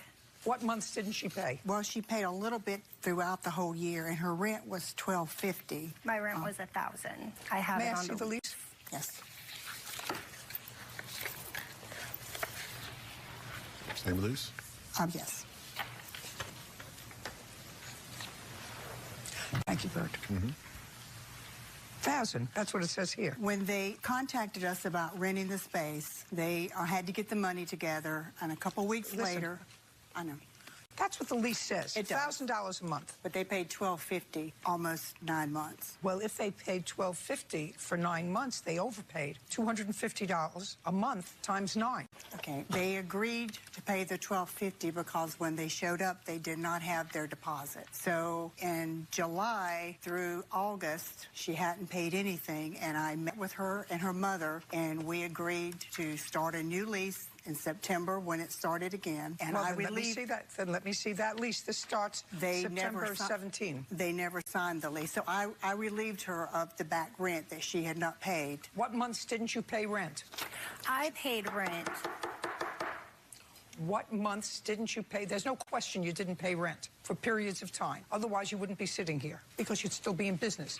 So there's no question that if for a period of time, nobody makes up a story like this, Miss Graham, that she forgave a certain amount of rent when you came with your mother. Yes. Right. So let's just tell me what months didn't you pay in the summertime? I paid every month in the summertime. The other person on the lease did not, and I have evidence of that because Who's the other person? I don't understand what you're talking about. Her name is Amber, and she is the other person on the lease. She is not here, and she is not on the court summons. She is also a signer on the lease. Show me that you paid your rent. And Melinda can vouch that I paid in cash, and Amber always did not. You have to understand that you're jointly and severally liable on this lease, but what are you showing me? That's her accountability that she has given me. That is the only evidence that I have ever been given that I have paid any rent. I mean, I don't know whether it's that you're just young or that you're young and thick. She doesn't give you evidence of what you owe. You keep records of what you paid so that when somebody says, can I see evidence of what you paid, you get the check, money order, a receipt for cash, and it's not her burden, it's your burden. I also have evidence, Your Honor, that she has misplaced payments and that she has changed the amount that she is charging me. What does that have to do with what I just said? The fact that she may be slightly irresponsible with keeping book records, because I have evidence that says that she lost $1,000 that I gave her in September. Could you tell me how many months she owes? The total rent once we went month to month is $1,430, $350 for her late fees, and then there's $125 to change the locks when she moved out. The answer is $1,430 is owing for rent. For rent. What months is that for? Okay, September of the $1,000, she paid $500 plus the $50 late fee, which gave her a balance of $550. October, she paid $1,045, and that's what she's talking about. She'd given it to me at the dance studio, and I put it at my husband's desk, and then I went back and I texted her and said, yes, you did pay me that money. I wasn't trying to keep anything from her. November's money order came from Amber, the other girl, and December's money order of $500 came from Amber. And there's been nothing paid since then. So she owes you for actually her part of 3 months' rent. Yes, ma'am. The other girl paid you by check? She paid by money order, and she had paid from the month to month. She paid me herself instead of giving it to her. Did she teach with you? No, she was an investor, Your Honor. But can I ask a question? No, I don't answer questions. What do you mean she was an investor? Her daughter danced, and she felt like she could not afford... Don't tell me what she felt. Did you give dance lessons in exchange for her paying half the rent? Yes, for her and her sister and her niece. And she paid half the rent? Yes. I got it. Okay, $1,430. Now, do you have a bill for cleaning after she left? I do have a text message from my cleaning lady, but I don't have a bill. She doesn't give me a bill. She just sends me. Well, you had $2,250 in what was security deposit. No, ma'am. Well, you did, because if you were charging her $1,250 instead of $1,000, and the lease for 9 months was $1,000, that means she paid you $2,250 over and above what the lease required. Do you understand? I understand. Great. So if she paid you $250, you're more than covered for the rent. Okay. May I explain, Your Honor? When they come to us to sign the lease, they said they had their money. They came in the night and they said, we only have $1,000. So we're proposing, instead of paying you the $1,000 deposit, can we pay you $1,250 a month rent? And that's what we went on. Obviously, I know we didn't. This is your contract. It says $1,000. And at $250 for 9 months, she overpaid this lease which is the only lease I have. Yes, ma'am. Because it's in writing and signed, she overpaid $2,250. And if what she owes you is $1,430, Plus late fees.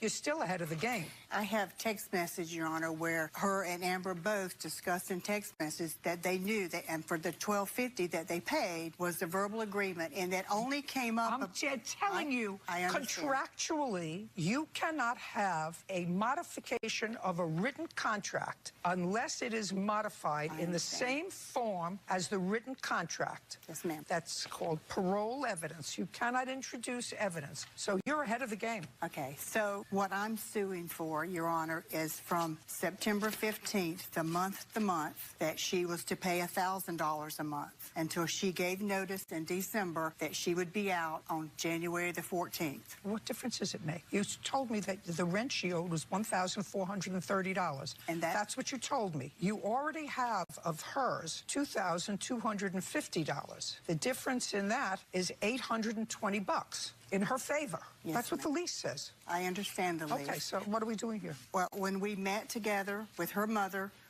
called to ask to meet with us and brought up the fact that, yes, they were paying the $1,250. She agreed in the meeting with her mother that that was our verbal agreement. Okie And we dokie. said- what, Your Honor? Okie dokie. I've explained it to you 3 times. I have a written contract. The written contract is what it is. Okay. If you want to modify it or change it, Yeah, ma'am. you're the landlord. You change it in the same form as the written document, which is, I agree to modify the rent to $1,250. And if you don't, this is what you're stuck with. Okay, and that lease ended on September 14th. I'm suing her from her month to month after that for the rent she did not pay after that. Nothing about... You told me that I said to you, how much does she owe you in rent? You said $1,430 is what she owes me in rent. That was my question. That's what you answered me. That's what I'm taking as gospel. Yes, ma'am. That means she still overpaid under the terms of her lease $820. Her lease was up September 15th. We're done.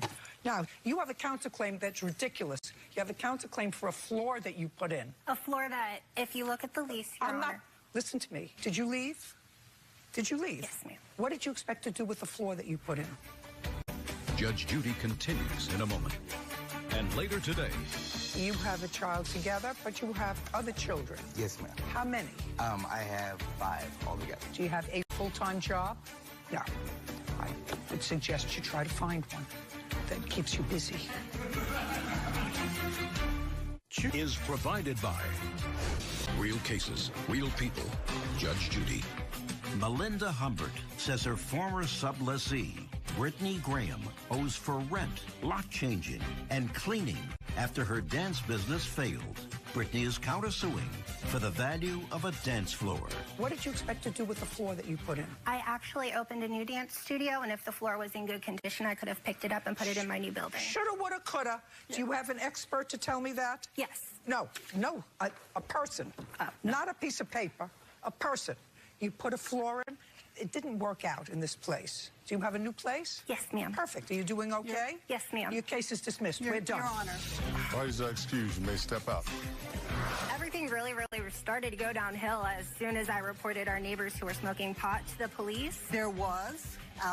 She called and told me. The police started to do an investigation, and that's when everything kind of plummeted. We called the police. She called the police, and then we followed up. The neighbors actually ended up getting evicted. They didn't get evicted. They moved out. Because they were, what I have been told, they were very good friends, and she was going to handle it herself. And I don't know what she's talking about, the neighbors, but I don't know them. And when it did not get handled, I handled it myself. Yep, always get it in writing. I'm really glad that she stuck to the contract, because that's what I signed and that's what I agreed. Not an official charity.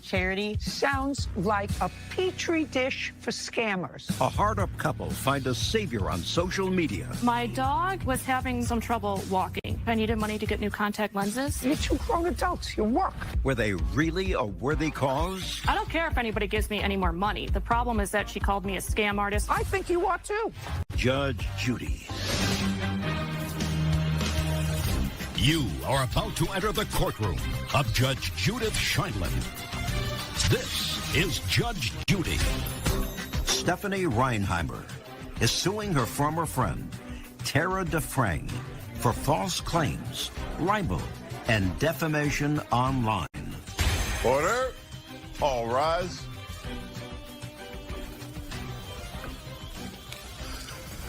It's case number 549 on the calendar, the matter of Reinheimer versus DeFrank. Thank you. You're welcome. Parties have been sworn in. You may be seated. Gentlemen, have a seat. Ms. Reinheimer, what kind of work do you do? I'm a civil servant. Prior to that, what did you do? I was unemployed for a couple of months. Prior to that, I worked at the Whole Foods Market. You're suing the defendant for libel, and it all has to do with some charity something that I'm not getting a full feel for. Now, Mr. Frank, you say you have a charity. It's more of a gifting group. No, I don't know what you mean by a gifting group. On Facebook during the holidays, there's often a lot of gifting groups such as this, like my child needs XYZ for whatever presents, this kind of thing. It's not an official charity, but it is a group within Facebook. Sounds like a petri dish for scammers. A petri dish. Sometimes people well-intended. My child needs a crib. Baby needs a new pair of shoes. Isn't that what the expression is when you play dice? That's it. Baby needs a new pair of shoes. It's like a recipe for disaster for me. When you say gifting group, are these people that you know or don't know? Some of the people I do know, and on the rules of the group that we vet, we vet the people who are requesting whatever they are requesting. Superheroes. Whether it be... What do you do for a living? I am not employed right now. When was the last time you were employed? That was January 1st of this year. Who were you employed by? People Incorporated. What did they do? They terminated me because I was assaulted by a client. What do they do, People Incorporated? They are a human services organization. And how long did you work for them? Almost 2 years. Prior to that, where did you work? I worked at Supported Living Solutions. Did you put in a claim for disability from your last job? Yes, ma'am, I did. Did you hire a lawyer? Yes, ma'am, I did. Several. So now you have this Givers Group charity, and your claim is that the defendant told her Givers Group charity that you were scamming people. She told him a lot more than that. And the defendant says that she did, in fact, say to her group, don't give her any more money because she's a scammer. But she said that was true. So did you ask for money from this group or from any group? I did, yes. From whom and when? There was one incident in which I needed money to get new contact lenses. We were supposed to... Just a second. New contact lenses. When was that? That was... I have the paperwork here. We had actually intended to buy them all the way back in August of... Not a we. We don't use contact lenses. That's not a we. You use contact lenses. Yes, I had intended to purchase them all the way back in August. I don't care what you intended. You needed contact lenses, so you asked other people to give you money for contact lenses. Yes. That would have been... It was... in December. Yes, that we reached. Yes. Loopy. So there was this whole... I learn something new all the time, right? There was this whole back and forth with the place where we originally intended to buy them. They had... Listen, yeah. I don't care. They have never given it to us. They were supposed to refund us. They never did. So we had no money for new lenses. So. What's a we? My fiance and I, he was supposed to get glasses too. We never received those as well. So... You're two grown adults. You work. When you need contact lenses, I assume he works. Yes, I assume he you does. work. If you need contact lenses, you save up, or otherwise you go to the store and you get That's what we glasses did. to use. We went to the store. I'm just curious as to why you would ask perfect strangers to give you money. I mean, it's not as if you were asking somebody because you needed kidney surgery. Well, it was okay, because let's move on. We did need them, okay. but they just let's move never on. delivered them. So. Can I see what you posted? I can't show you what I posted because she blocked me from the group. May I see it, please? And also, she was breaking the rules of this. Don't tell me what your rules are for this ridiculousness.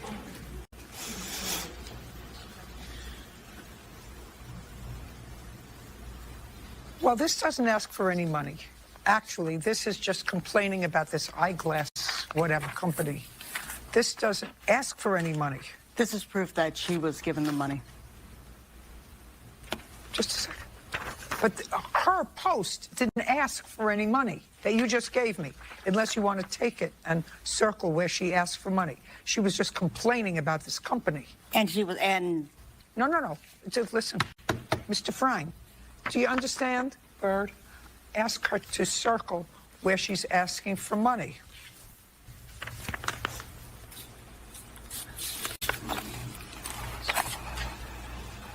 It is not on there, but it is assumed that that is what she wants. I don't assume anything. Somebody saw that post and said, I'll pay for the glasses. Give me your PayPal information. There was no request for money. So somebody sent you money. How much did this stranger send you? $60 for contacts. They sent you $60? Yes. Any other money from these people? From the people for the contacts? Yes. No. When, again, did you request funds from these people? My dog was having some trouble walking. Dog? Yes, his back leg was giving him some trouble. Okay, do you have that post, Mr. Fang? So your dog was having trouble walking, you and your boyfriend? This is her still active who I GoFundMe. assume lives with you, had a dog, but can't take care of it. And there are several posts, I'm looking for them now, about her dog allegedly getting attacked by the neighbors. Oh, this one actually asks for money for your little dog who hurt his back. Yes. We don't know what happened.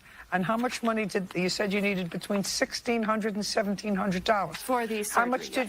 How much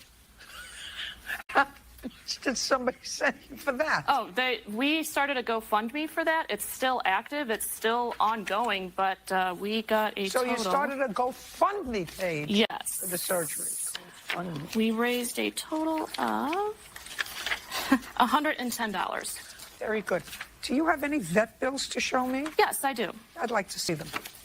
I also have saying that not also. Just show me the vet bill. Yes. Let's see. That was for the emergency treatment when he got attacked. Stop talking to yourself. Oh, sorry, I'm sorry. Stop talking to yourself. Just find me the paper. If you hear the lack of sympathy in my voice, you're astute. Oh, yes. This is it. And then I had someone offer to help out with that, and I have the conversation that I had with her as well. She did not pay me any funds. She paid the vet directly. How much? $300. Yeah, I see the vet bills. Bird. Thank you. The vet bills that I have here is $300. Somebody paid the vet $300. Oh, do you have any other vet? That was my balance of it. I just want the vet bills. That's it. Yes. Well, somebody paid this vet bill, and then you collect. Exactly. Then you yes. have speaking. The vet bill was $300. You said somebody paid the vet bill directly because they probably didn't want to be hustled. And you also have a GoFundMe page that has another $100 and some odd in it. I'm sorry, I misspoke. This is when she contacted. The $300 is what we paid, and then the other person paid. Let's see, $500, I believe. I know. Listen to me out there. You have nothing to do but sit on Facebook and find places to get sob stories. That's your business. Now, your lawsuit is that she libeled you and she said, don't give her any more money, right? In effect, she libeled me about several things. In effect, that's what you say. She libeled you. She said, you're a scam artist. Don't give her any more money. I don't care if anybody gives me any more money. The problem is that she called me a scam artist and she... I think you are too. She threatened I think you are too. My dog was injured. I think you are too. He was attacked by a neighbor's dog. I think you are too. We are low-income people, for which I think you are too. We attempted to, have it treated, but the GoFundMe is still ongoing. We haven't raised enough money for the surgery, rather. You had people give you $600 so far. $600 that you told me about. $110 from the GoFundMe page, and somebody paid at least $500 directly to the vet. And if you're low-income people, you can make an arrangement with the vet to do the surgery, and the vet will say, okay, I'm going to make payments to you. I'll make payments to you. Well, if it's not an emergency, it's not an emergency. Because we did just a discuss second. that with If it's not an emergency, it's not an emergency. Now, so your lawsuit's dismissed. If she said to her, she posted my work information to tell people to call my place of employment and tell them to try to get me fired. Oh, I'd like to see that. Yes. I'd like to see that. She also posted a picture of my fiance's car. I don't care. I just want to see where she told people to call your place of employment and tell them to fire you because you're a scam artist. Put your hand down. Here we go. There we go.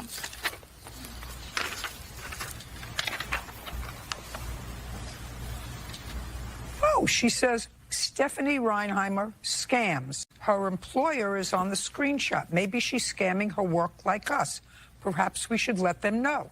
And then she posted my work information So what? there. That's Kat. Who is this person? That's her. That's her online. That's my Facebook persona. That's your Facebook? That's not your name? No, ma'am, it is not. Why not? How many Because different I have had issues Just with... a second. How many Facebook pages do you have? One now, ma'am. And the reason for that is because of people like Ms. Reinheimer. On her public Facebook profile is where her employer is. That is not on my public. I don't care. Yes. I don't care. That's it not is. defamation. That's not defamation. But She it says is a you're threat. No, it isn't a threat at all. She says you're a scammer. I think that she may be right. Judge Judy continues in a moment. Other than the eyeglasses, the contact lenses, and the dog, any other time that you ask for money? No. That is not true. That is absolutely not true. Who gives you this money? And later today, How many friends is a couple? 2 other friends? Somebody that we leased a room to. One person or more than one person? It was more than one person, like people that came and went. They're not relevant to the story. They're relevant to my story. If you've been diagnosed with miscaptioning, is provided by Real Cases, Real People, Judge Judy. Stephanie Reinheimer says her former friend, Tara DeFrang, falsely accused her of being an online scammer. Now, she says you're a scammer. I think that she may be right. I am not. I'm not. Oh, yeah. Oh, yeah. I am not. Oh, yeah. You are. And she's saying to her people, listen, she's asking you for money, and it really is uncomfortable that you and your boyfriend have a lot of emergencies. Other than the eyeglasses, the contact lenses, and the dog, any other time that you ask for money? No. That is not true. That is absolutely not true. Eyeglasses, contact, and dog. Any other time that the plaintiff solicited money from your group? Mainly for her dog, but not proven. Who gives you this money? People that I know, very kind people that I have met through Facebook and in person. They are wonderful people, some of them. You're unemployed now. Unemployed because your disability's not come through yet. Correct. And why do you think at your age and stage that you should be receiving disability? It is not disability. It is an employment case for wrongful termination. Because Just a second. That you didn't tell me. You told me that you left your last job because you were attacked by somebody. By a client, yes. By a client, and that's why you left. I said, did you apply for disability? You said yes. Do you have a lawyer? You said yes. Several. But what you have now is what you're telling me. You have a claim against the company. Yes, ma'am. Okay, very good. Tell you what, I'm not interested in either one of you. Actually, she's allowed to say you're a scam artist because that's her opinion. I'm not sure I disagree with her, but I'm not sure she's kosher either. So we're done. We're finished. Goodbye. Fair warning out there. If you work hard for your money and somebody tugs at your heartstrings, make sure you know they're legitimate. We're done. Parties are excused. You may step out. I am not a scam artist. Neither is my fiance. Sage is indeed a scam artist. I sent her free vintage comic books over the Christmas holiday, and this is how she thanks me. Those things looked like she dragged them out of the trash, and if she would like them back, I would be more than willing to send them back to her. And It's not funny. Can she please give me back the keys? Playtime could have been deadly. She started it. It hit the tree and half of the car was in the pond. Now kids play the blame game. She drove the car to the pond. The cops came and she blamed everything on me. That is not true. I'm just trying to... No. You weren't there. You understand? Yes, ma'am. Good. Judge Judy. You are about to enter the courtroom of Judge Judith Scheindlin. This is Judge Judy. Danny Williams, is suing his neighbor, Mary Jackson, for damage to his car after her 14-year-old daughter backed it into a pond.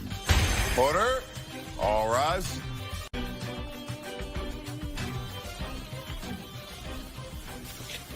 Yeah, it's case number 480 on the calendar, the matter of Williams versus Jackson. Thank you. You're welcome, Judge. Parties have been sworn in. You may be seated. Ladies, have a seat, please. I need the two girls who were in the car. No, you can stay. Oh, I can stay? Okay. Mr. Williams, it is your claim that the defendant's daughter was responsible for your car being totaled because it was driven into a pond near your property. The defendant said her daughter wasn't driving the car. It was your daughter who was driving the car. And they're friends, or were. Still friends? No, ma'am. Were friends? Yes. Yes, ma'am. Okay. Now, according to what I read in your complaint, you had been mowing the lawn at your house. Yes, ma'am. And then you left, and two girls are home. What's your first name? Michaela. And yours? Adriana. How long have you been friends? About 4 years. And was this day a school day or a weekend? A weekend. Were you spending the weekend together? Yes, she was supposed to be staying at my house. Okay. Now, Michaela, there came a time when your father called you.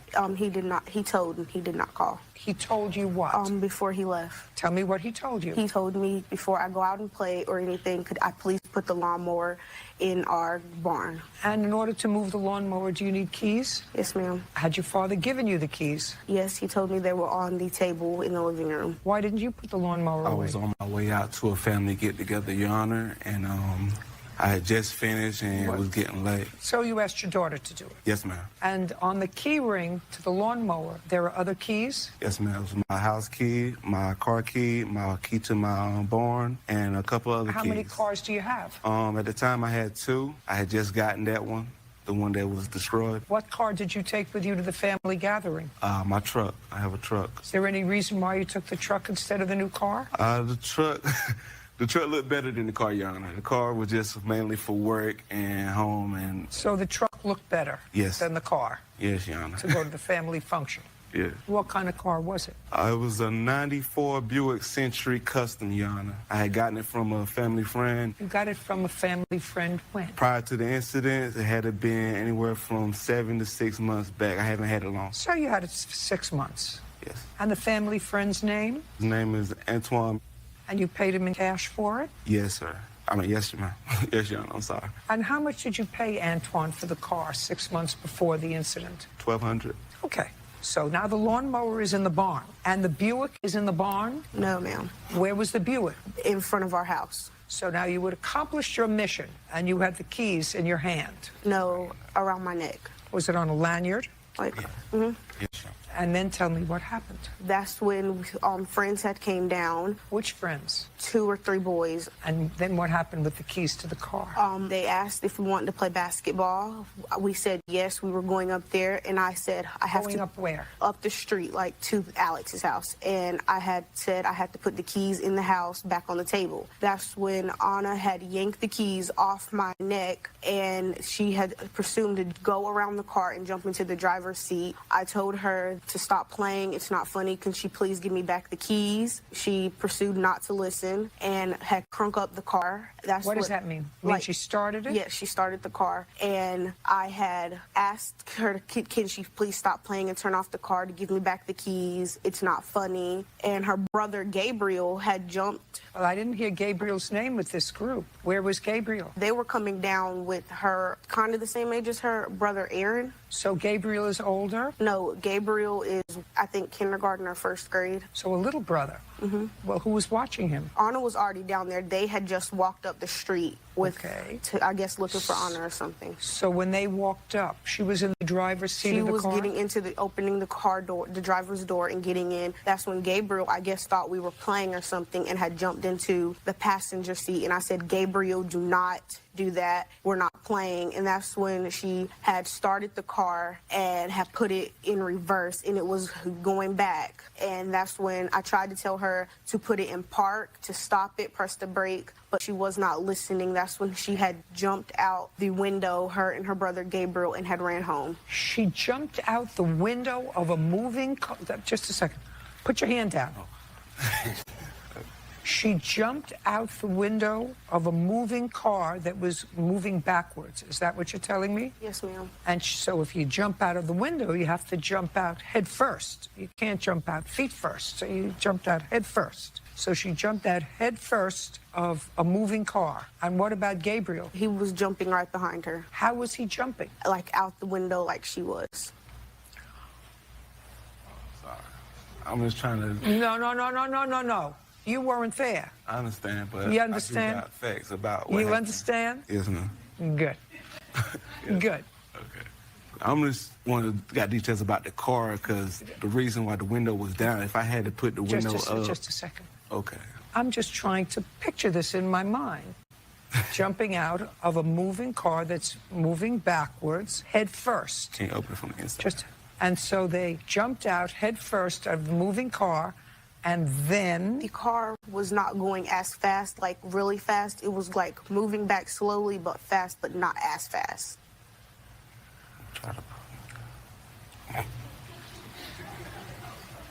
And then what happened? That's when the rear of the car had hit the tree and stopped. That's when I looked back, and them two were running home up the street to their house. And then a couple, like 10 minutes after that, like my mom and them have pulled up coming from the family gathering, and the cops were already there looking at the car. Oh, right now I have a car hitting a tree. It hit the tree, and after like... Don't speak. After it hit the tree, but they were already out of the car when it hit the tree because they jumped out head first. The car hit the tree. Now nobody's in the car. Yes, ma'am. And then? That's when they have already gotten home. The cops had showed up, and a couple minutes after the cops showed up, that's when my mom and my stepdad had pulled up and asked what happened, and they were talking to the cops, and... I thought the car ended up in a pond. No, it hit the tree, and half of the car was in the pond. But they left before the car hit the tree. Okay, now I'll hear your version. So, Michaela, she was at her neighbor's house, and she asked my mom if I could sleep over at her house. We're past that. Now we're out, and the three boys come over. Okay. And Gabriel is coming down the road. Let's go. Me and my brother, we went down the road. We were going to her house. She's the one that got the keys, and she went to the car. She asked me if I wanted to go with her in the car, and I thought it was cool, so I went with her, and she started it. She pushed... That is not true. I don't want to hear. She pressed the gas pedal, and it started rolling back, and she got out the car, and I tried to get out, but the doors and the inside, it doesn't open. So I had to jump out the window with my little brother, and How did your little brother get in the car? He got in from the back seat. So your little brother was in the back seat? Yes. And which seat were you in? I was in the passenger. How old is your little brother? 6. Go ahead. And she was like, oh my God, blah, blah, blah. And she went down the road to ask, there was like my brother and my older brother and like his friends were like play fighting. And she went down there being dramatic, screaming like, can someone help her? Because she drove the car into the pond. That's what she kept on telling everyone down there, and no one would help her. And she went back home, and her parents called the cops, and the cops came, and she blamed everything on me. I want to know how your little brother got in the back of the car. I want to know how your little brother, who's 6, got into the back of the car. Just think about what you're saying to, I'm smart. Think about how your little brother got into the back of the car. He opened up the door of the back of the car. He opened up the door of this big car, and then he sat down in the back seat. And then he reached over to close the door because the doors were closed. Yes. Right. And where did you think you were going with him in the back seat of the car? I don't know. What do you mean you don't know? We were just like playing around though. We weren't like really about to drive somewhere. He came to the front and then jumped out the window with me. He came to the front and jumped out which window? The driver's seat. And how did she get out of the car? She opened it from the outside. You jumped out the window of the driver's side with your brother. That's what you just told me. Yes, ma'am. And she opened the door. Yes. Did she open the passenger door? No. What door did she open? The driver. Impossible. How could she open the driver's door and you jump out the window of the driver door. If she opened the driver door, you could have just gotten out of the driver door. I know, but she was in front of the door trying to stop the car. No. Yes. No. Judge Judy continues in a moment. And later today, when you met on a dating app, you weren't looking for chopped liver. You weren't looking for matzo ball soup. You were looking for a date. Fresh out of a divorce, I was looking for a friend. You were looking for a friend on a dating app. Yes, ma'am. is provided by Real Cases, Real People. Judge Judy. 13-year-old Michaela Ratley says her neighbor, 14-year-old Adriana Martinez, backed her father's car into a pond. Okay. How old are you? 13. And you? 14. Do you know how you can tell a teenager is lying? Mm-hmm. How? I can't keep up with what's been. When their mouths are moving. That's how you know. So I think they're probably both responsible for this business. I don't care whether you agree or not. And you paid allegedly $1,200 for a car, and you're suing Miss Jackson for $4,500. That's a pretty decent margin for a car that you were embarrassed to take to a family gathering. Do you understand? So if you paid $1,200 for a car 6 months ago, maybe it's worth $1,000 now. And if it's worth $1,000 now, and if I think that both of these teenagers had something to do with your car getting damaged and wet, then you're each going to be responsible for half. So I'm awarding you $500. Period. The car. No. I had Listen to me. Find rides to work. I don't care. I had to pay. I don't care. Use your truck. We had to share the truck, and she had to schedule for mine, and I had a friend that I had Listen to me, Mr. Williams. You allegedly paid $1,200 for this 25-year-old car. I think that your daughter and the defendant's daughter are responsible for this accident. The defendant is going to pay $500 for half the damage to the car. And if you want to buy another 25-year-old car for $1,000, you should do that. That's my judgment. We're finished. Thank you. Well, Your Honor, I have here proof. That's my judgment. Parties are excused. You may step out. Because I know how my daughter was raised, and I know she wouldn't lie to me about that. I know her daughter. Our daughter was not raised like she's saying how she was raised. There was obviously a split of liability between the children for the accident. That little girl and her mom are very disrespectful, and when it happened, to better supervise their children and not leave keys for children. When they came out, they were acting all nonchalant, like they didn't know what was happening. To put things away, because they could always take other keys and do bad stuff. Oh, my daughter didn't have nothing to do with it. And I think Judge Judy saw that. We separated because she was cheating on me, yes. An angry father walks away. How much money did you pay for the support of your children? Very little. And then you decided to file a bankruptcy. Is he forcing his family to suffer? Don't you understand that it's not a nice thing to file for bankruptcy? I had no other choice. Not if she still wanted child support at the time. You weren't paying any child support. Judge Judy. You are about to enter the courtroom of Judge Judith Scheindlin. This is Judge Judy. Samantha Shepard is suing her ex-husband, Jeffrey Barlow, for his share of a Dodge Durango that was in both their names. Order. All rise.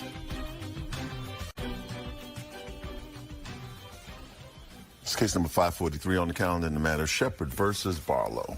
Thank you. You're welcome, Judge. Parties have been sworn in. You may be seated. Gentlemen, have a seat. Miss Shepard, this is your former husband, and it is your claim that he owes you money that had to do with a car. Yes. So I need some information from you. When were you and Mr. Barlow married? We were married in 2005 and got divorced in 2010. And when you got divorced, did you have children? Yes, we have 2 together. And who do they live with? They live with me full time. Does Mr. Barlow contribute to their support? No. Is that by your choice or his? His. When you were divorced in 2010, you had a car. Yes. I'm talking about the car that's the subject of this case. Did you have one car or more than one car? We had 2. When you divorced, did you keep one or both cars? One. Which car did you keep? 94 Acura Integra. And what car did Mr. Barlow keep? He had the 2002 Dodge Durango. And No, just what car did you keep? I had an 89 Honda Prelude SI, ma'am. We didn't even have the Durango when we divorced, Your Honor. Okay. The Durango is the subject of this case? Yes, Your Honor. Okay. May I see the title to it? No, actually, it was under payments. We did a voluntary repo. Just a second. Is what you're telling me after your divorce, you bought a car together? No, ma'am. Either you bought the Durango during the course of your marriage, or you bought the Durango after your marriage? It was during the course of the marriage, but we got rid of it before we divorced. Did you get rid of it before or after you separated? Before we separated by about 2 years, Your Honor. Your Honor, it was after we separated. Okay. Well, if somebody shows me that, I'll be more than happy. I actually have all this paperwork right here, Your Honor. The top Don't give me a whole bunch. Just tell me what it is so I can look at it. The top page is my bankruptcy. The page that I don't care about your bankruptcy. Okay. But, Unless it's specific. But the only thing, Your Honor, about the bankruptcy, though, is that the bankruptcy was done 3 years after we divorced. The car was already gone for 5 years before I even had done this. All I want, there are two things. Did your judgment of divorce address the Durango? No, Your Honor, because it was not. Yes. Did the judgment Yes, of divorce? ma'am. I have the divorce decree and I'd everything. like to see it. Yep. I'd like to see where the judgment of divorce addresses the Durango. You know what car it is? Should say something about the lines of... The first thing that I had to learn when I went to law school was how to read without an interpreter. Sorry, I'm from Oregon. We don't learn how to read very fast. Well, I don't see the word Durango. That's because it Where was already is it? gone. Sorry. Listen, you have to start with this premise, Mr. Barlow. If I believe what you say, that you bought the car, if I take everything that you say as truthful, that you purchased the car while you were married, that you signed a joint loan to it, that you got rid of the car before you separated, and therefore it was repoed and nobody paid on it after that, and that subsequently a bank came after the two of you for what was deficient on the car, because that's what we're here for, right? Mm-hmm. Right? And if you think that I think that you're going to get off scot-free, you're missing one in the six-pack. Because I have to explain something to you. There's a certain amount of fairness. Who do you work for? I actually am a small business owner, ma'am. So you work for yourself? Yes. What kind of business? Security. You are a one-man security company, or you have more? I have employees, yes, ma'am. Did you file tax returns 2 Yes. days ago? 2 days ago, no, it was actually before then. And on your taxes filed with the U.S. government, how much money did you earn? $24,000. Very good. And how much money did you pay in the year 2018 for the support of your children? Very little. That's very little is not a figure. I would say probably about, if I had to throw a ballpark figure out there, No, $1,500. I want you to, don't give me a ballpark figure. I don't have an exact amount for you, Your Honor. Thousands? About $1,500, I would guess. Okay, $1,500, that's $100 a month for each of your children, or $25 a week. Now, tell me who you live with. I live with my fiance and her son. You have a new family. Yes, ma'am. Right. And have you always been in the security business? No, ma'am. What were you in before you were in the security business? I was a bartender. So you worked. Yes, ma'am. And how much money did you earn? It was tips, minimum wage plus tips. Right. So you made money in tips. And were you married or were you single at that time? At that time, I was single. When you were married, what did you work at? When I was married, I did fast food. Doing what? I was an assistant manager for fast food chains. And how long did you do that? About 6 years. While you were married. And you were only married from 2005 to 2010. So all the time you were married, you had a paycheck. Yes. And as soon as you got unmarried, you got minimum wage and tips, which are unaccounted for. Yes. Yes.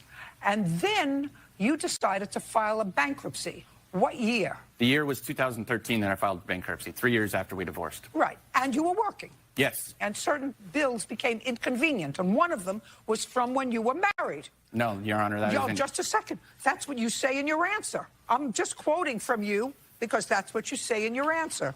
You say she refused to work with me and refused to file for bankruptcy. Yes. She refused to work with you and refused to file for bankruptcy. Yes, so I filed nice. for bankruptcy. I knew nothing about bankruptcy. So I filed for bankruptcy, yes. Well, just a second. Instead of filing for bankruptcy, why don't you get another job? I actually had a job, but I had to file for bankruptcy. If you would let me explain, Your Honor, I can tell you. Yeah, if you think you're getting off without paying her for half this car, you're crazy.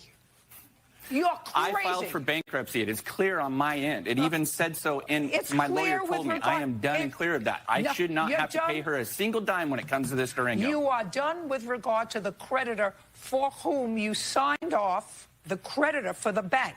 Right. But between you and the plaintiff and me, you're not clear because you stuck her with this bill. I did not. I'm going to, oh, yes, you did. No, I did not, Your Honor. I filed for bankruptcy, and she had the option of doing the same thing. I warned her ahead of time. Don't you understand that it's not a nice thing to file for bankruptcy? I understand Just a that, second. but I had no Just other a- choice. Yes, you did. You could have paid half. No.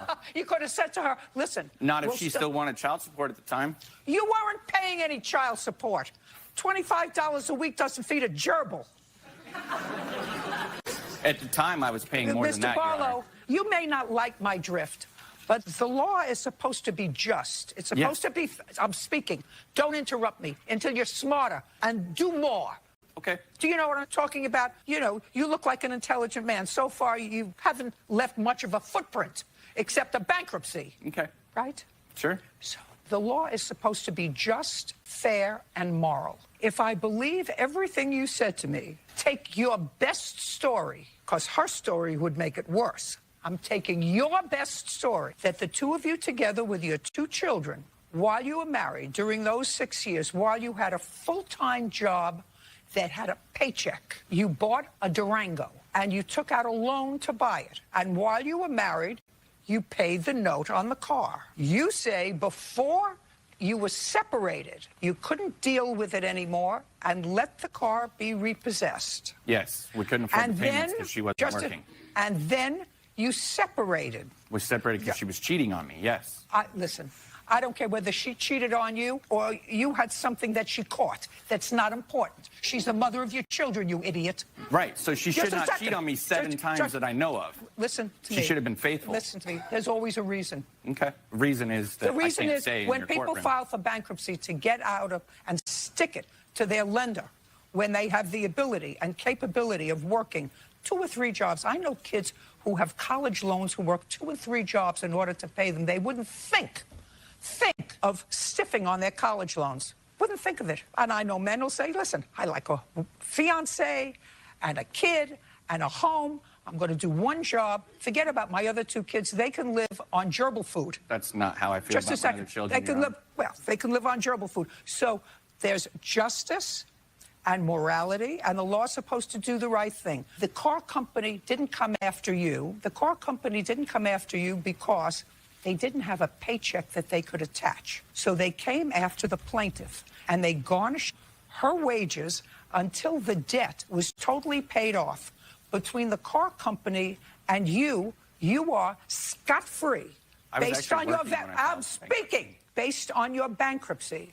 Between you and the plaintiff, you are not. So, how much did you pay the car company? I paid off a grand total of $3,031 to get it fully paid off in full. $3,031. And I do have the check to prove it. And I also have his child support of... Just a second, I didn't ask for anything about child support. $1,515.50. That's what you owe her. We're done here. Thank you very I much. don't think that's right, Your Honor. I don't give a rat what you think. Okay. Parties are excused. You may step out. I filed for bankruptcy. I'm clear on my end. I didn't know anything about bankruptcy at all. She should have had to pay it if she didn't file for bankruptcy. I'm trying to build my credit. I don't want to ruin my credit and file bankruptcy. One day at a time. Kids come first. Private pictures become public. A person who maliciously posts photographs is a lowlife, piece of dirt. You would agree with that, right? Oh, of course, Your Honor. Prove to me that he posted them. And the witness She's in the back. Yes. Bring her out, please. is the girlfriend they both share. Excuse me. Excuse me. Sir. What do you think? This is the love connection? Would you bring the witness up here? Judge Judy.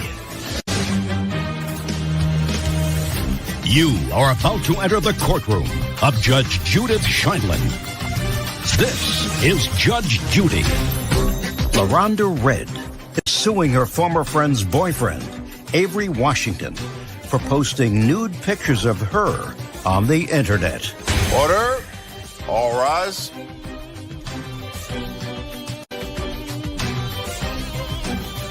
It's case number 107 on the calendar, the matter of Red versus Washington. Thank you. You're welcome, Judge. Parties have been sworn in. You may be seated. This case involves your allegation that the defendant posted some pictures of you on the internet. Yes, ma'am. Pictures that you didn't want to be posted on the internet. Yes, ma'am. Now let me see, Mr. Washington, if I understand the relationship that you had with the plaintiff. You have a girlfriend. That's correct. Whose name is? Jasmine.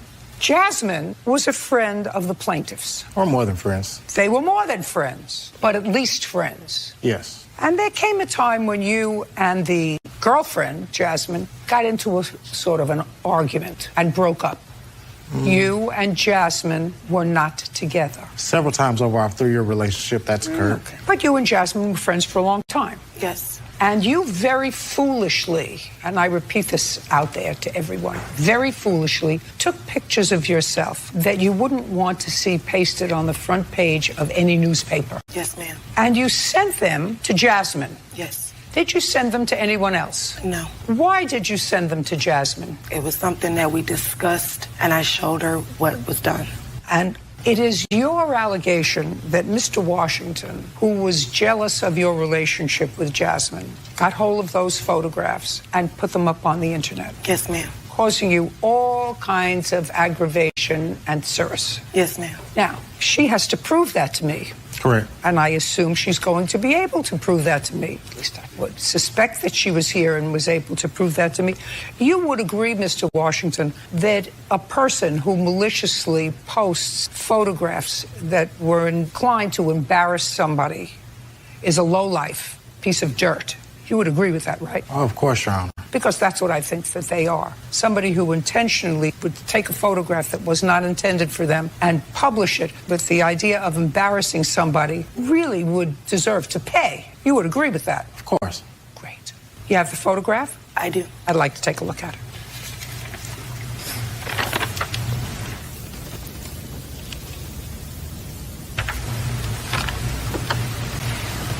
Okay. Outrageous, stupid for you to send. You know, you're young, you get to be older, you recognize you don't take pictures or allow somebody else to take pictures of you that don't make you look your best. Believe me, I know that. I go like this a lot. Prove to me that he posted them. I actually have a recording. Once the pictures were posted, I called Jasmine in regards to that, and they were arguing over the phone. Who? You mean Mr. Washington and Jasmine? Yes, they were arguing over the phone. They were together? I believe so. At the time, they were together when the picture was posted, yes. No. I mean, when you called Jasmine, Mr. Washington was there. Not that I'm aware of. Well, then how do you know that they were arguing? Because I picked Jasmine up alone, and Jasmine and Mr. Washington was on the phone together while she was with me. Okay, so she was with you, and you have a recording of her speaking to Mr. Washington. Yes. Where he acknowledges that he posted the pictures. Or that he will threaten to post things that are in her personal phone. That's what it was. Or that he had possession of her phone. Yes. That were in her personal phone, and he threatened to post them. Yes. You think she has that? That conversation never took place, so I don't see how she could. Just a second. Let's just be clear. You never had a conversation with your girlfriend, Jasmine, about the fact that you had gotten possession of her personal phone. From my eyes, be careful what you say.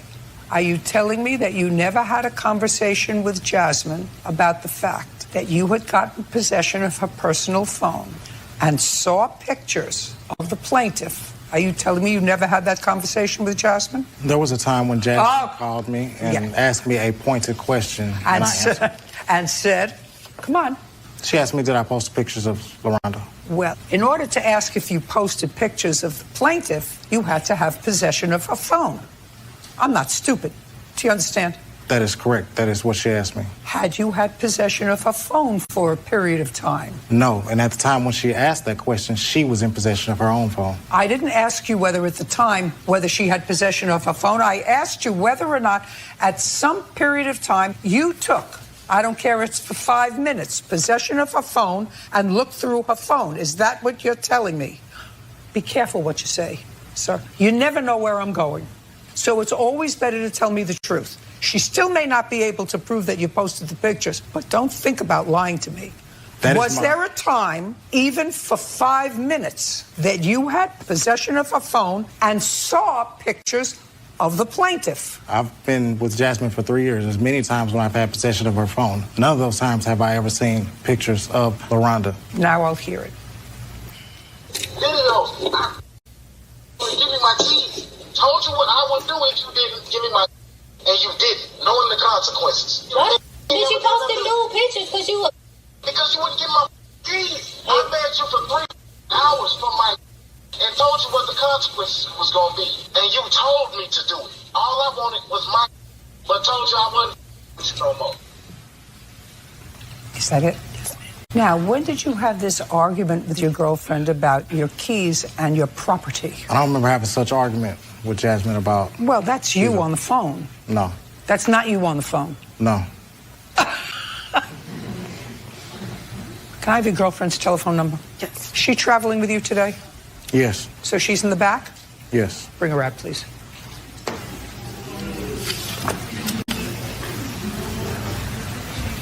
It can be easier, it can be hard.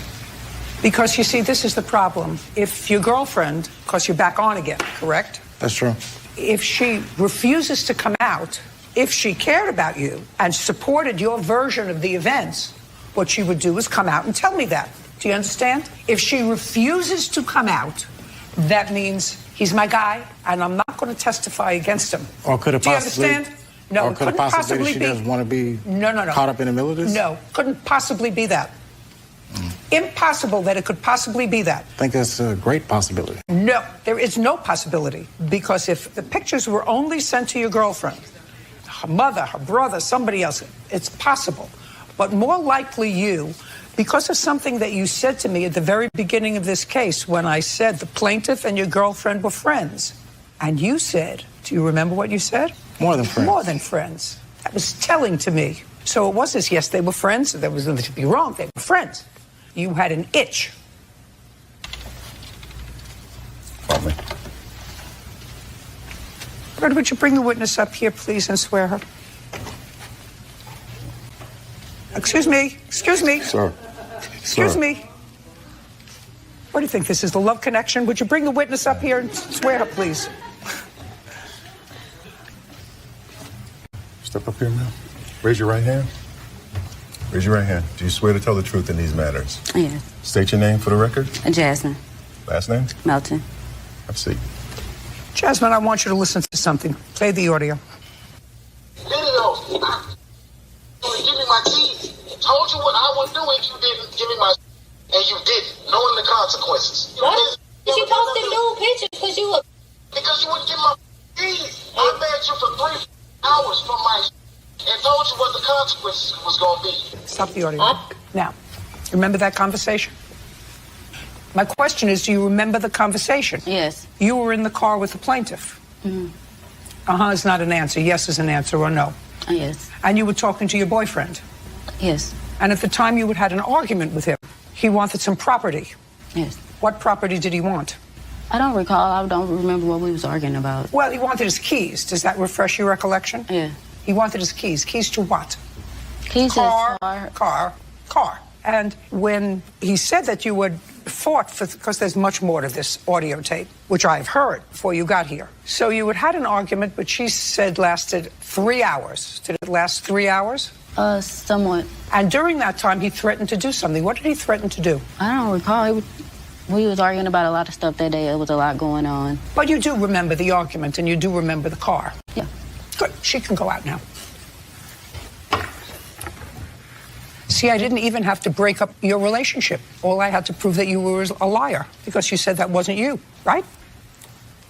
Wasn't me. I didn't have to do anything else. I didn't have to break up the romance. All I had to do was say who's lying and who's not. And the liar would be you, because that was you. That's what she says. Unless she's a liar. Is she a liar? She's confused, Your Honor. No, she's not confused. She didn't look confused to me. She didn't look confused to me. She's confused, Your Honor. And I know the difference between confused and lying. Judgment for the plaintiff in the amount of $5,000. We're finished. Parties are excused. You may step out. Her and my girlfriend had their own relationship. I don't have anything to say. I'm just glad it's over. I'm done with it. I don't want to talk about it no more. Guess today law prevailed. And now the next case. Her nephew, Noah Tiarina, for the cost of a Toyota 4Runner. Court coming to order. All rise.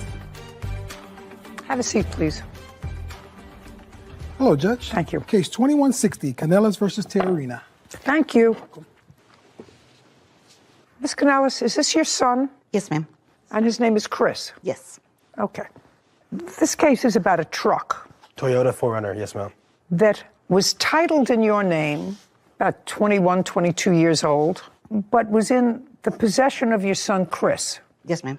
And then Chris went to jail. Yes.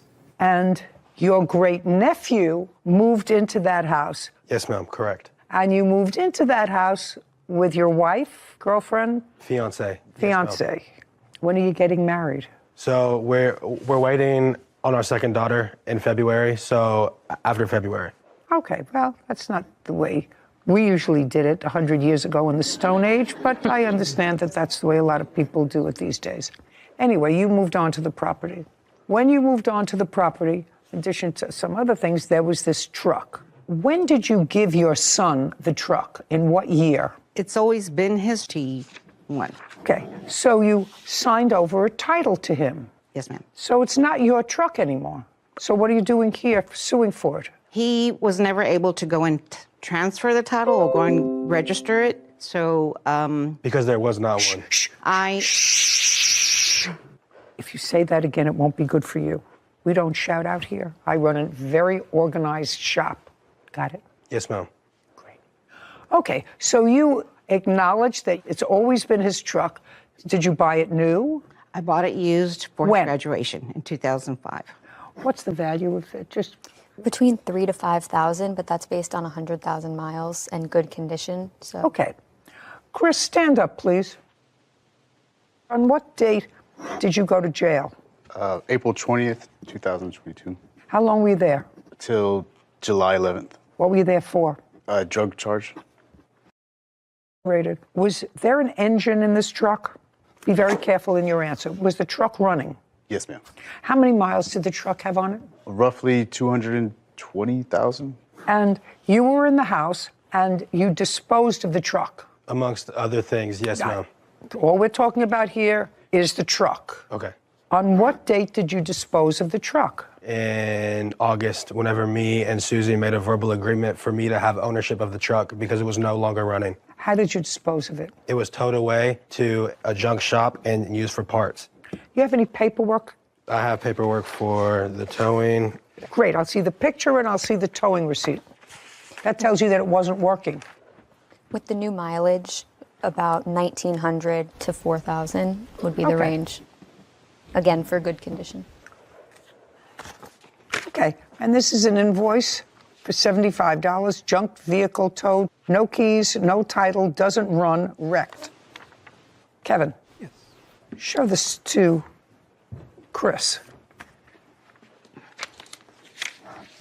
So that's what you're suing for. You're suing for the value of $1,000. The truck, at best, if it were running, would be $1,900. According to this, it wasn't running. Now, Mr. Tarina? Yes, ma'am. I want you to tell me the conversation you had with your aunt. Her son was now out of jail, because if this happened in August, you got out of jail July 11th. Yes, ma'am. Where did you go? I went to my mother's house. And that was before the truck was towed. Yes, Your Honor. Chris, did your cousin tell you that the truck wasn't running? No, ma'am. When did you find out that the truck wasn't running? I was always assuming that it was running. I did attempt to contact him, and he told me to come pick up the truck. And I told him I was on my way. I believe it was on the July 15th. We have the text messages here. I'd like to see them.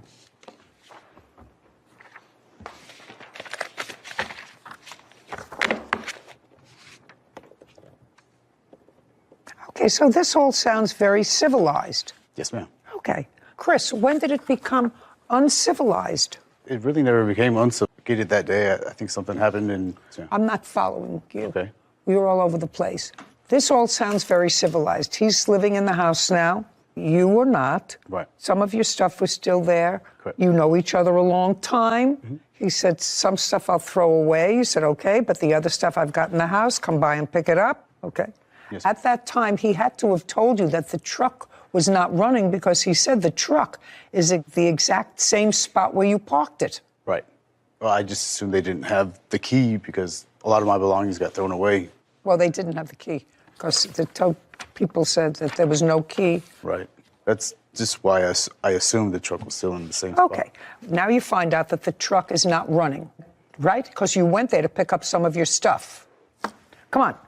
Yes, ma'am. Yes, and that was in July, because you said you were coming over July 15th. Yes, ma'am. So you came to his house where your truck was sitting. Yes, ma'am. What did you find out about the truck? The truck was still in the same spot and it wasn't running. Same spot. Same spot. Did anybody prevent you from taking the truck when you came? No, ma'am. Then why didn't you take it? Just simply for the key. I didn't have the key to turn it on. Just a second. April, May, June, and July. That's what you're telling me. While you were incarcerated, and if you just said to me the car was in the same spot from the time you left now, and there was no key, so you had no idea whether the truck was running or not, right? Well, I just assumed that it wasn't running because of the key, the no key. If you were that interested, you would have found out. You would have called a mechanic, they would have come, they would have jump-started the truck, and somebody would have made you a new key. Then you could have taken the truck. He doesn't have to keep your truck on his property. Well, first of all, my family member said that they were evicted. They had not been evicted. What evicted? What does that have to do with the truck? At the time, Your Honor, he, of course, was incarcerated. No, he wasn't incarcerated. He wasn't incarcerated when you gave him the truck. No, he was not. No, I see. I have the dates here that you told me. He wasn't incarcerated. He wasn't incarcerated for a year, and he didn't transfer the title. I asked my family member if I was able to go into the house and remove all his items and look for the key and the title so I can have the vehicle removed. So when he came to pick it up, it was gone the next day.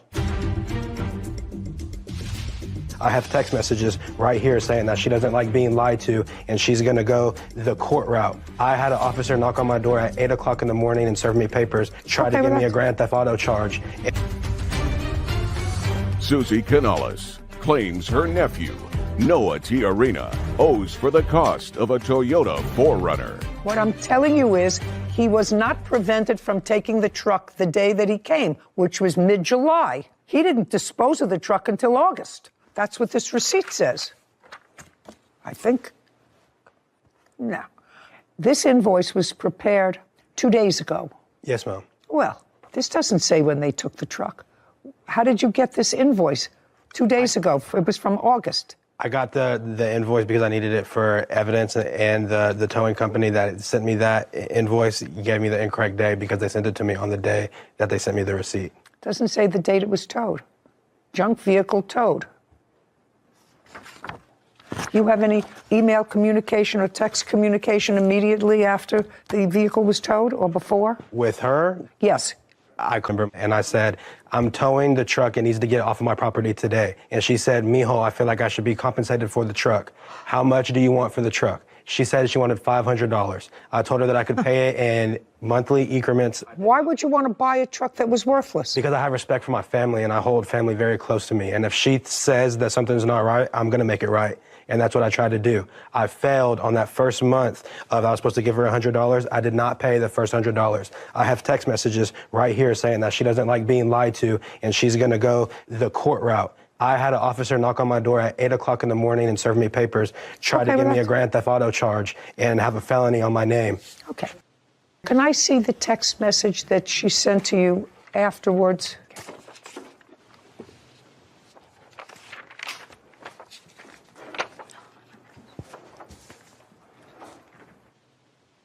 Did you recall Ms. Canales having a conversation for the truck? No, ma'am, I do not. My witness does. Shh.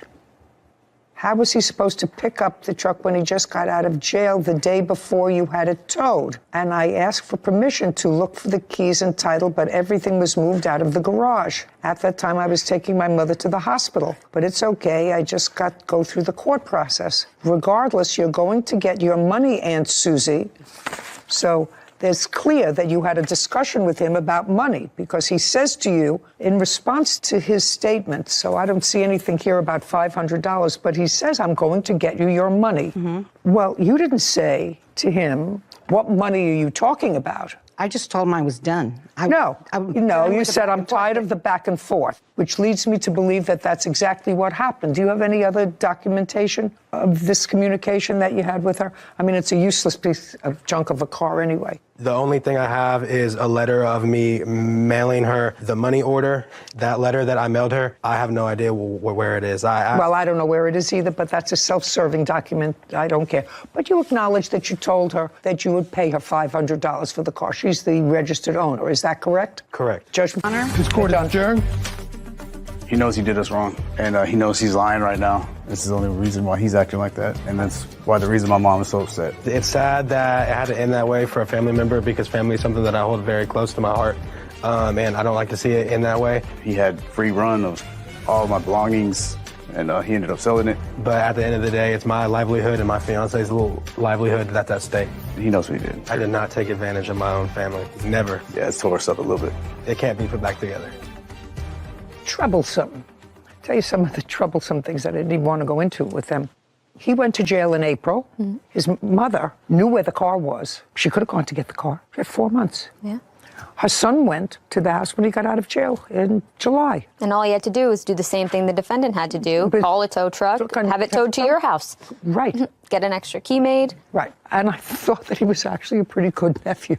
Yeah, I did too. He didn't have to pay for the car, but he felt for his aunt.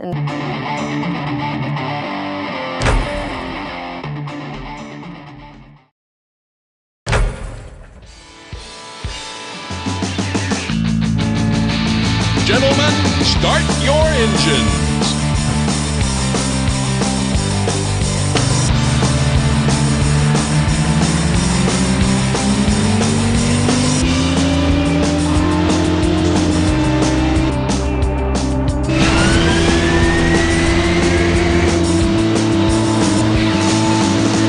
It's good.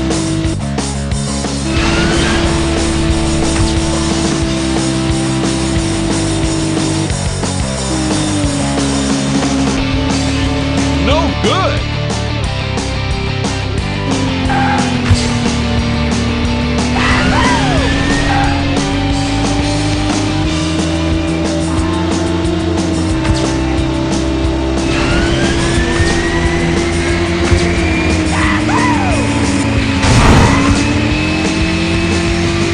Game over.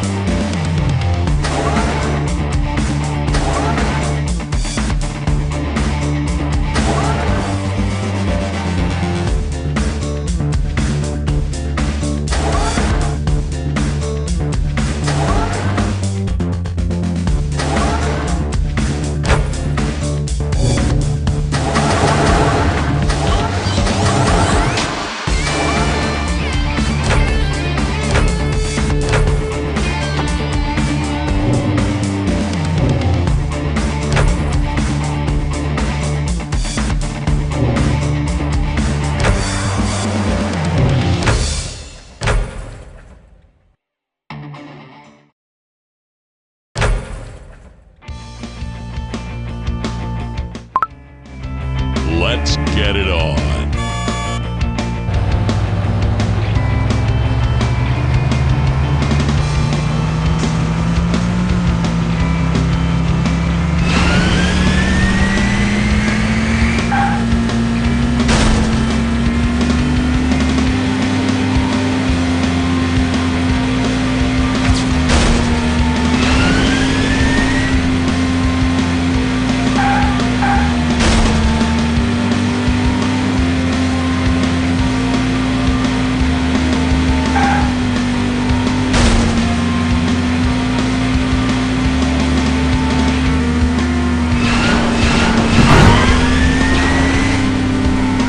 Unbelievable!